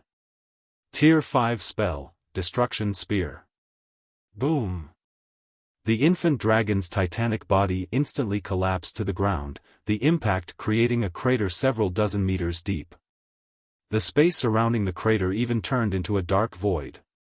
The next moment, a damage value exceeding 10 billion appeared above the infant dragon's head. In addition, not only did the infant dragon's berserk state get interrupted, but the infant dragon was even powerless to push itself off the ground. The power of the destruction spear stupefied everyone present. Even Feng never thought that the sealing crystal would hold such a powerful spell. The destruction spear was just slightly inferior to the Great Demon King's attack from before. Good. Everyone, attack with everything you've got. Feng shouted. Ignoring the fact that he was still in a weakened state, he activated Power of Darkness, which allowed him to move his body. He then charged straight at the incapacitated infant dragon. As for everyone else, they, too, activated their berserk skills at Feng's command, instantly doubling their basic attributes. Damages exceeding 100 million appeared above the infant dragon's head one after another. 10%. 6%. 3%. Read latest chapters at Wuxia World. EU. Just as the infant dragon was about to recover from its incapacitated state, Feng activated Divine Providence before using his strongest trump card. Tier 3 skill, Blade Awakening. Tier 4 skill, Lightning Edge. The next moment, Feng, who had entered a transcendent state, brandished the abyssal blade.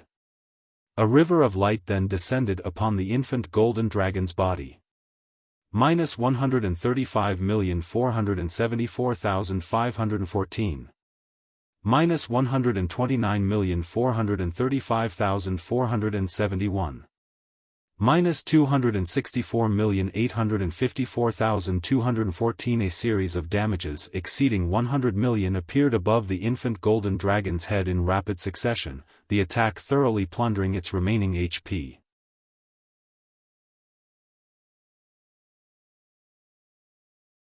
Chapter 2792, Astonishing Harvest.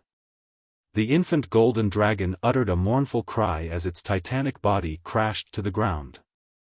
Subsequently, an unprecedented silence descended on the cavern. We did it. We succeeded. Everyone heaved a deep sigh of relief when they looked at the infant dragon's corpse lying on the ground. Simultaneously, an indescribable sense of joy and excitement also appeared on their faces. After all, they had just created a miracle, a full dragon-slaying battle. Even if their opponent was merely a Tier 4 infant dragon, they had still slain a real dragon. The next moment, before the survivors of the team could recover from their joy, brilliant flashes suddenly enveloped their bodies as their experience bars filled up rapidly. The amount of EXP the infant golden dragon awarded was leagues above the EXP from ordinary mythic bosses. Even Feng leveled up 3 times consecutively, reaching 32% of level 140. As for everyone else, they gained even more levels from the raid, with Lionheart reaching level 141 and Luo reaching level 139. Lifeless Thorn and Solitary 9 even went from level 127 to level 138. The amount of EXP everyone received stupefied them. Nobody thought that killing a level 140 infant dragon would grant so much EXP. Of those present, only Feng and Lionheart did not place much concern on their levels. After all, as veteran Tier 4 players, they knew very clearly how easy it was for Tier 4 players to gain levels. In fact, they could most likely attain level 150 in 10 days, reaching the minimum requirement to challenge their Tier 5 promotion. However, players would not necessarily be able to get promoted to Tier 5 just by meeting the level requirement. After all, players would have to create a powerful mana body of their own. Compared to the levels he gained, Feng was much more concerned about the infant golden dragon's loot. The infant golden dragon they had killed was a dragon in the truest sense, not one that the main god system had weakened drastically. This point was clear just from the EXP the infant golden dragon awarded. Compared to the magic dragon clan that Feng had killed some time back, the infant golden dragon was like an entirely different creature. Some time after the infant golden dragon died, sacred light descended from the cavern ceiling, illuminating the entire cavern. Simultaneously, melodious hymns also echoed in everyone's mind. It seems divine providence did its job. Feng sighed in relief when he saw the sacred light shining down from the ceiling. Although divine providence increased his luck attribute significantly, the hidden attributes' effects would be diminished when dealing with monsters at the superior mythic standard or above. And while the infant golden dragon was considered only a mythic monster, it was still part of the dragon race. It was far stronger than ordinary superior mythic monsters of the same level. Hence, the fact that he managed to trigger a divine hymn was truly a stroke of luck. Of course, part of the reason he managed to trigger a divine hymn was most likely this being the first kill of a real dragon in the ancient god's domain. Meanwhile, as the divine hymn descended, a system notification also entered everyone's ears. System, congratulations. You have killed a Tier 4 infant golden dragon. You have obtained the Dragon Slayer title, World Reputation plus 100, and 1 gold legacy treasure chest. Crap. There's such a benefit as well? Bloodblade was astonished when he saw the system notification. Initially, he thought that they would be working for Feng for free. He never imagined that slaying the infant dragon would earn them such astonishing rewards too. At this time, even Lionheart was surprised by this situation. After all, the rewards were simply too lucrative. Firstly, the Dragon Slayer title would allow them to enjoy the status of a high noble in the various cities of God's domain. In fact, their authority would be even greater than the typical high nobles, close to reaching that of a city lord. Not to mention, with the Dragon Slayer title equipped, their basic attributes and physique would increase by 20% when dealing with dragon-type monsters in the future. As for the awarded gold legacy treasure chest, it was something all Tier 4 players would dream of obtaining. The gold legacy treasure chest had a considerable chance of awarding a legacy book, which would grant the user with a significant number of legacy skill points when used. The treasure chest also had a high chance of containing rare Tier 4 skill and spell books, as well as a small chance of containing a legacy guidance for the road beyond Tier 4. These rewards were far more valuable than weapons, equipment, and magic crystals. It wasn't an exaggeration to say that the gold legacy treasure chest's value was equivalent to a fragmented legendary items. For some people, the treasure chest was even better than a fragmented legendary item. Meanwhile, aside from the reward notification, Feng, Lifeless Thorn, Solitary 9, and Yuluo received a second system notification.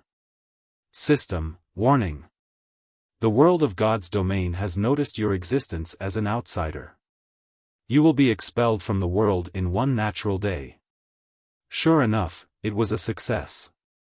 Feng revealed a faint smile upon seeing the system warning. If killing the infant golden dragon and altering a small portion of God's domain's history could not get him out of the ancient God's domain, he would really have a headache. After all, he had already achieved his original goal in coming here, and he still had many matters he needed to deal with in the modern god's domain. He simply couldn't afford to waste time here. As for the matter of earning various resources here, that was supposed to be a long-running project. Moreover, the amount of resources he could obtain depended entirely on the Skyflare Adventurer team's strength and resources. Meanwhile, Skyflare's development couldn't be accomplished overnight. This is great. I can finally go home. As for Yu Luo, she, too, grew joyful when she saw the system warning. In fact, she felt even happier at seeing this system warning than when she received the Gold Legacy treasure chest. While everyone rejoiced over the Gold Legacy treasure chest they received, over 100 items appeared in midair and began descending to the ground. The sight of the infant golden dragon's loot made everyone present momentarily forget about the legacy treasure chest. B the aura of items can actually reach such an intensity? Crimson Billow was astonished as she studied the items that were gradually piling up on the ground. Just what kind of items dropped? Could there be a legendary item? This question plagued everyone's mind. The reason for everyone's reaction was the aura that the infant dragon's loot radiated, which practically rivaled that of superior mythic monsters. Even ordinary Tier 3 players would have to expend a lot of effort just to approach the loot. At this time, only Feng managed to remain relatively calm. This was because he had heard of other people slaying dragons before. Only, the dragons that the God-ranked expert teams killed back then weren't Tier 4 infant dragons but adult dragons at the peak of Tier 5. According to what he had heard, the sight of those dragons' loot was truly a spectacle to behold. Just the visual phenomenon the loot created had covered a radius of over 10,000 yards. The combined aura the items radiated had also been so powerful that even Tier 4 players couldn't approach the loot. Only Tier 5 players and above could do so. In comparison, the visual phenomenon created by the infant golden dragon's loot only covered a radius of several hundred yards. The aura the loot radiated was so weak that even Tier 3 peak experts could approach it if they gritted their teeth. Hence, Feng didn't find this outcome particularly surprising. However, the infant golden dragon's loot and Tier 5 adult dragon's loot wouldn't actually have a significant difference in quality. What difference in quality there was would only be akin to the difference between an epic item and a fragmented legendary item. It wouldn't be as significant as the difference between a fragmented legendary item and a legendary item. After all, both kills were dragons, one side was just slightly stronger. Moreover, as Tier 6 God-ranked experts were responsible for killing the adult dragons, the loot quality was reduced. In comparison, their team had defeated a Tier 4 infant dragon without a single Tier 5 player on the team. If one were to talk about raid difficulty, their team faced a much greater difficulty than the Tier 6 God-ranked expert teams. I wonder if it dropped a complete Saint guidance. If one did drop, I might be able to improve my mana body further. Feng prayed inwardly as he looked at the items slowly piling up on the ground. At this time, compared to materials, weapons, and equipment, what he hoped to obtain more was a legacy guidance. This was typical of Tier 4 experts. After all, even with multiple fragmented legendary items, a Tier 4 expert wouldn't be able to go up against Tier 5 existences. As for the possibility of the infant golden dragon dropping a legendary item, that was utterly impossible. As far as Feng knew, players couldn't obtain legendary items through killing monsters. It didn't matter even if the monster in question was a dragon. At best, monsters would only drop fragmented legendary items that could be repaired into legendary items.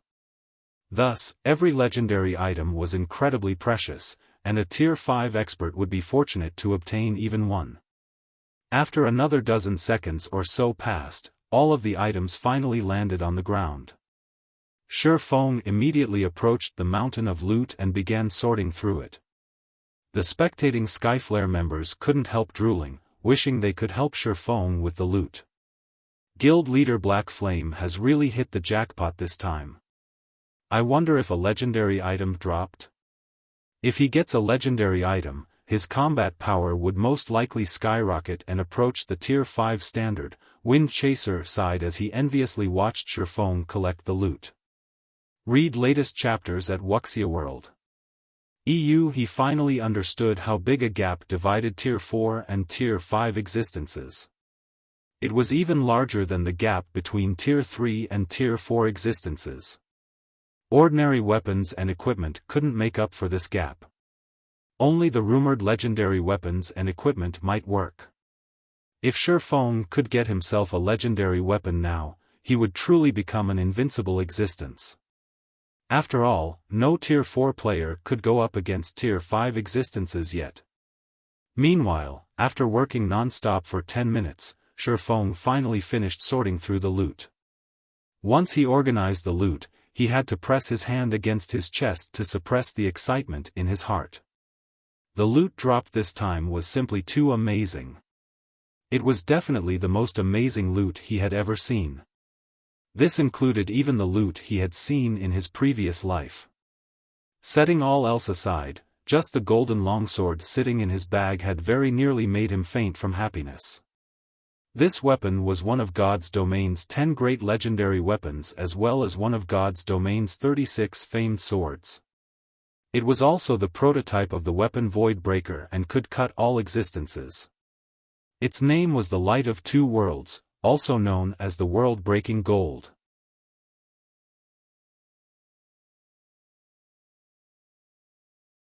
Chapter 2793, World Authority. The golden longsword covered in crimson divine runes sitting inside his bag was definitely the dream weapon of all swordsmen. So, that's why the Light of Two Worlds was rumored to have been destroyed and no longer existed in God's domain in the past. Feng couldn't help his elation as he inspected the longsword in his bag. As it turns out, the weapon can't be obtained in the modern God's domain but only in the ancient God's domain. Light of Two Worlds, one-handed sword, fragmented legendary rank, equipment requirement, strength 6000, tier attack power, 270% of strength, attack speed, 3% of agility, all attributes, increases according to the user's level. When equipped, attacks gain the mana annihilation effect, causing a spatial collapse in an area of 4 by 100 yards. Attacks have a 50% chance to deal 300% damage, strength increased by 70%, agility increased by 60%, intelligence increased by 30%, endurance increased by 60%. Attack speed increased by 40%, ignore levels plus 50, all sword-type skills effect increased by 40%, all sword-type skills plus 1 level, effect of mana increased by 50%. Additional skill 1 spatial slash, tier 4 for 1 attack, increases strength by 200%, power by 2 ranks, up to tier 5 advanced rank at maximum, and attack range to 1000 yards. Cooldown, 40 seconds. Additional skill 2 golden soul, tier 4 improves perception of magic elements by 200% and mana control by 300%. Reduces all concentration consumption by 70%. Duration, 1 minute. Cooldown, 6 hours. Additional skill 3 World Breaker, tier 4 consumes half of the user's concentration and mana to enhance the Light of Two Worlds, granting the weapon the power to break worlds for 1 attack. Forcibly increases the power of attack by 1 tier, up to tier 5 advanced rank at maximum. Cooldown, 1 hour. Created by the ancient god of light. The Light of Two Worlds possesses the power to cut all things. The divine power sources within the weapon have been destroyed by an inexplicable power. However, as the weapon itself is still intact, it is possible to fully repair it by injecting new divine power sources. Divine power source injected, 0/2. Despite being the prototype of the Void Breaker, the Light of Two Worlds had still managed to rank number 1 among God's domain's 36 famed swords. One could easily imagine how powerful the weapon was. Although the Light of Two Worlds was currently incomplete, just the basic attributes it provided already made it far superior to even the Abyssal Blade. It undoubtedly had the highest attack power out of all the one-handed swords Feng had ever seen. Not to mention, there were also the outrageous skills the weapon carried. Just by wielding the Light of Two Worlds, a Tier 4 swordsman would be capable of exchanging one move with a Tier 5 existence. This was a feat that was impossible with ordinary fragmented legendary weapons. However, while the Light of Two Worlds was incredibly powerful, its usage condition was also astonishingly high. Without the several fragmented legendary items on Xiaofan, he wouldn't be able to equip the weapon. Meanwhile, the Light of Two Worlds' appearance could also be considered heaven-sent. Now that Xiaofan had reached level 140, both the Twilight Blade and Killing Ray could no longer keep up with his level. Hence, he had mainly been fighting with only the Abyssal Blade all this time, with the Twilight Blade and Killing Ray as support. However, now that he had the Light of Two Worlds, he could arm both his main and sub-arms with adequate weapons. In fact, even if he failed to collect the two remaining fragments of Solomon's sword, he wouldn't have to worry about finding a replacement weapon. Moreover, even if he did manage to complete Solomon's sword, the complete Light of Two Worlds wouldn't be the slightest bit inferior to it. The only problem was that divine power sources were incredibly hard to find. In fact, Feng had only ever heard rumors of divine power sources, he had never actually seen one before. This was because divine power sources were far more valuable than god crystals. They were the power sources of gods, and they carried incredible strength. The value of a divine power source was comparable to a legendary item. Meanwhile, the Light of Two Worlds actually required two divine power sources. It seems I'll need to have the guild investigate divine power sources. Looking at the Light of Two Worlds, Feng inwardly resolved to repair the weapon, no matter the cost. Legendary weapons were far too rare in God's domain. Now that one had appeared before him, it would be a huge waste if he did not try to repair it. Meanwhile, after seeing Feng had finished sorting through the loot, Lifeless Thorn and the others approached him with curious eyes.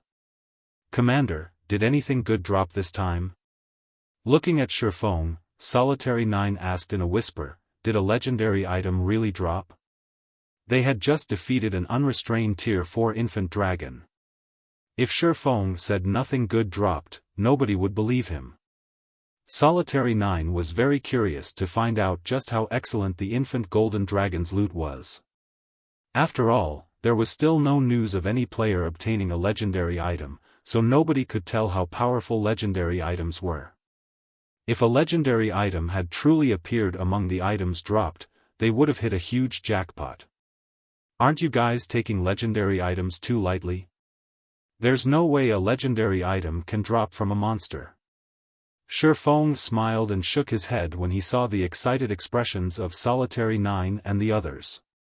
He then said vaguely, "However, while there is no legendary item in the loot, there are several items whose value is comparable to legendary items. To me, at least, these items are almost as valuable as actual legendary items." He had no intention of telling everyone the specifics of the items dropped this time. This was because the loot was truly astonishing. Aside from the Light of Two Worlds, there were two other items that could easily cause a sensation among God's domain's various powers. One of the two was a magic array design. Although the design only recorded a master magic array, this master magic array was more valuable than even some grandmaster magic arrays. This was because this magic array existed only in the ancient god's domain. The 12-array magic world. This magic array could increase the density of all mana within its area of influence by 200% and players' mana perception by 100%. Although it only had two specific functions, if brought back to the modern god's domain, it would definitely stand at the peak among all magic arrays in existence. As for the second item, it was a mysterious flame. Be it in the ancient god's domain or modern god's domain, mysterious flames were incredibly rare items, especially Tier 3 mysterious flames and above. A Tier 3 mysterious flame was just as rare as a fragmented legendary item. Meanwhile, the mysterious flame the infant golden dragon dropped was the Tier 4 mysterious flame Hellfire. A Tier 4 mysterious flame was something Xiaofan had only ever heard about in God's domain. According to rumor, after reaching Tier 4, mysterious flames would all possess astonishing power and a variety of incredible effects. Take the soul fire, for example. It was a mysterious flame capable of annihilating a player's soul, leaving the said player with no choice but to delete their accounts and restart from scratch. Such a feat was impossible for most Tier 5 existences. Moreover, even if a Tier 5 existence had the ability to wipe out a player's soul, it would only work on low-tier players. As players reached higher tiers, their souls would also grow stronger and become more resistant to destruction. After a certain point, even a Tier 6 god wielding the power to annihilate the immortal souls of players wouldn't be able to force the said player to delete their account. Nevertheless, the Tier 4 soul fire could easily annihilate even the souls of Tier 3 players. Only after reaching Tier 4 would players become somewhat resistant to the soul fire's strength. This was also why the corrosive effect of the mysterious NPC's soul chain had weakened considerably after Xiaofan had reached Tier 4, allowing Xiaofan to live for much longer. Now, he had obtained a complete Tier 4 mysterious flame. It was different from the incomplete soul fire that he had gained through the mysterious NPC's soul beast. The other dropped items were similarly very precious. Out of the 100+ items dropped, over 30 were legendary materials such as dragon claws, dragon teeth, dragon scales, and dragon blood. There were also over a dozen master recipes and epic equipment forging designs. The rest were mainly inferior legendary materials and level 150 epic weapons and equipment. Two materials stood out among all that bounty, both inferior divine artifact ranked materials. The Dragon Eye and the Dragon Crystal. These were the quest items Angelica Teresa needed. Meanwhile, after hearing Xiaofang's words, Lifeless Thorn and Solitary 9 stopped asking questions. They understood that the items dropped this time were extraordinary and could not be revealed. Moreover, Xiaofan had already answered the main question plaguing their minds: there was no legendary item among the dropped items. "You Luo, you guys start resurrecting the others. We'll return to Meteorite City afterward," Xiaofan said to the team's healers as he looked at the dead Skyflare members' corpses scattered around the cavern. Once everyone was alive again, Xiaofan opened a spatial gate in the direction of Meteorite City. Thanks to the spatial gate, the return trip, which should have originally taken a dozen hours or so by flying ship, only took 4 hours, astonishing Skyflare's members. If not for the spatial gate's long cooldown and short duration, it would have definitely been considered a godly skill in God's domain. After returning to Meteorite City, Xiaofan completed all his transactions with Lionheart. Aside from the Crimson Dragon flying ship, Lionheart also purchased an additional 20 crystals of souls and 100 drops of soul water, which netted Xiaofan an additional 6 million magic crystals. Lionheart also used 3 million pieces of mana ore, which was treated as equivalent to 750,000 magic crystals, to exchange for another 5 crystals of souls. Although the mana ore's price had been slightly inflated, this was unavoidable, as purchasing mana ore in bulk was incredibly difficult. Purchasing too many would naturally raise the ore's market value. However, for Xiaofan, getting 3 million pieces of mana ore for the price of just 750,000 magic crystals was already a bargain. After the transactions with Lionheart, Xiaofan passed 30 crystals of souls and 1,000 drops of soul water to Yenya for her to conduct future transactions with the Skyflare Adventurer team. At the same time, he also tasked her with secretly purchasing some of God's domain's rare items. Finally, after settling all his business affairs, Xiaofan handed the Dragon Eye and the Dragon Crystal to Angelica Teresa, who was still recuperating from her injuries. As soon as he handed over these 2 items, not only did Angelica's favorability of him increase by 100 points, but she also gave him a Tier 5 legacy guidance she had obtained from a sword saint. Xiaofan was a little surprised by this reward. Is this the hidden reward for not bringing Angelica Teresa on the raid? While the infant golden dragon had indeed dropped a lot of excellent items, it hadn't dropped any legacy items. This situation had rendered Xiaofan quite speechless at the time. Now, Angelica Teresa directly handed him the legacy guidance he wished for dearly. After the conversation with Angelica, Xiaofan immediately received a system notification. System, congratulations. You have completed the inferior mythical quest, World's Choice. You have gained World Authority +2. System, you have obtained World Authority. World Authority currently at level 1. Please feel the specific effects of World Authority on your own. As soon as the system notification appeared, an indistinct chain became visible around Xiaofang's body from the void.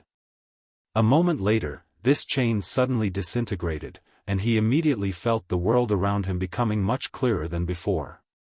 He could even sense that his intimacy with the world of the ancient god's domain had improved slightly. The world was no longer as hostile toward him as before. So, these are the effects of world authority? Xiaofan was astonished when he sensed the changes to his body. His affinity with the magic elements was at least 50% better than before. His perception of his mana's operating principle had also improved significantly. After careful observation, he noticed that the layer of white mist that hindered his perception had thinned out by roughly 30%. With such a tremendous improvement, his chances of constructing a Tier 5 mana body would increase by at least 20%, at least 10 times more than what a legendary item could provide. Meteorite City, Silver Hotel. After spending half a day experiencing the benefits of having world authority, Xiaofan decided to take a break. I've already made major strides in my mana control in merely half a day of experimenting. At this rate, my control over mana can probably reach the advanced master standard in just half a month. Xiaofan looked at the time in astonishment. Initially, he had estimated that he would take 3 or 4 months to reach the advanced master standard for mana control. Now, he would need only half a month to accomplish this feat. The amount of time he could save with world authority was astonishing. After reaching Tier 4, what was most important to players would no longer be weapons and equipment but their control over mana. The stronger a Tier 4 player's mana control was, the easier using skills and spells would be. They would also have an easier time constructing their Tier 5 mana body. From what he knew, one's mana control needed to be at the advanced master standard at the very minimum to construct a Tier 5 mana body. In other words, so long as his mana control reached the advanced master standard, he could begin attempting to construct a new mana body. "Commander, it's almost time," Lifeless Thorn said as he entered the room. "Okay. I've finished all my business here already. We can go now." Xiaofan nodded. Afterward, Xiaofan, Lifeless Thorn, and Solitary 9 went in secret to a forest several thousand yards away from Meteorite City and met up with Luo, who had been waiting there for quite some time now. Read latest chapters at Wuxia World. EU Guild Leader Black Flame, will we really be able to return? Luo couldn't help asking as she counted down the time. She had tried all sorts of methods to leave the ancient god's domain, yet none of them had succeeded. Although there was the system notification's assurance this time, she still felt a little doubtful. "Relax. The system won't lie to us," Xiaofan said, chuckling when he saw the anxious look on Luo's face. Shortly after Xiaofan finished speaking, the system's timer of 1 natural day struck 0. Immediately, the space around the 4 shattered, forming 4 small spacetime tiers. An invisible force then pushed them into these spacetime tiers. In the blink of an eye, Xiaofang's group of 4 disappeared from the quiet forest as if they never existed here in the first place.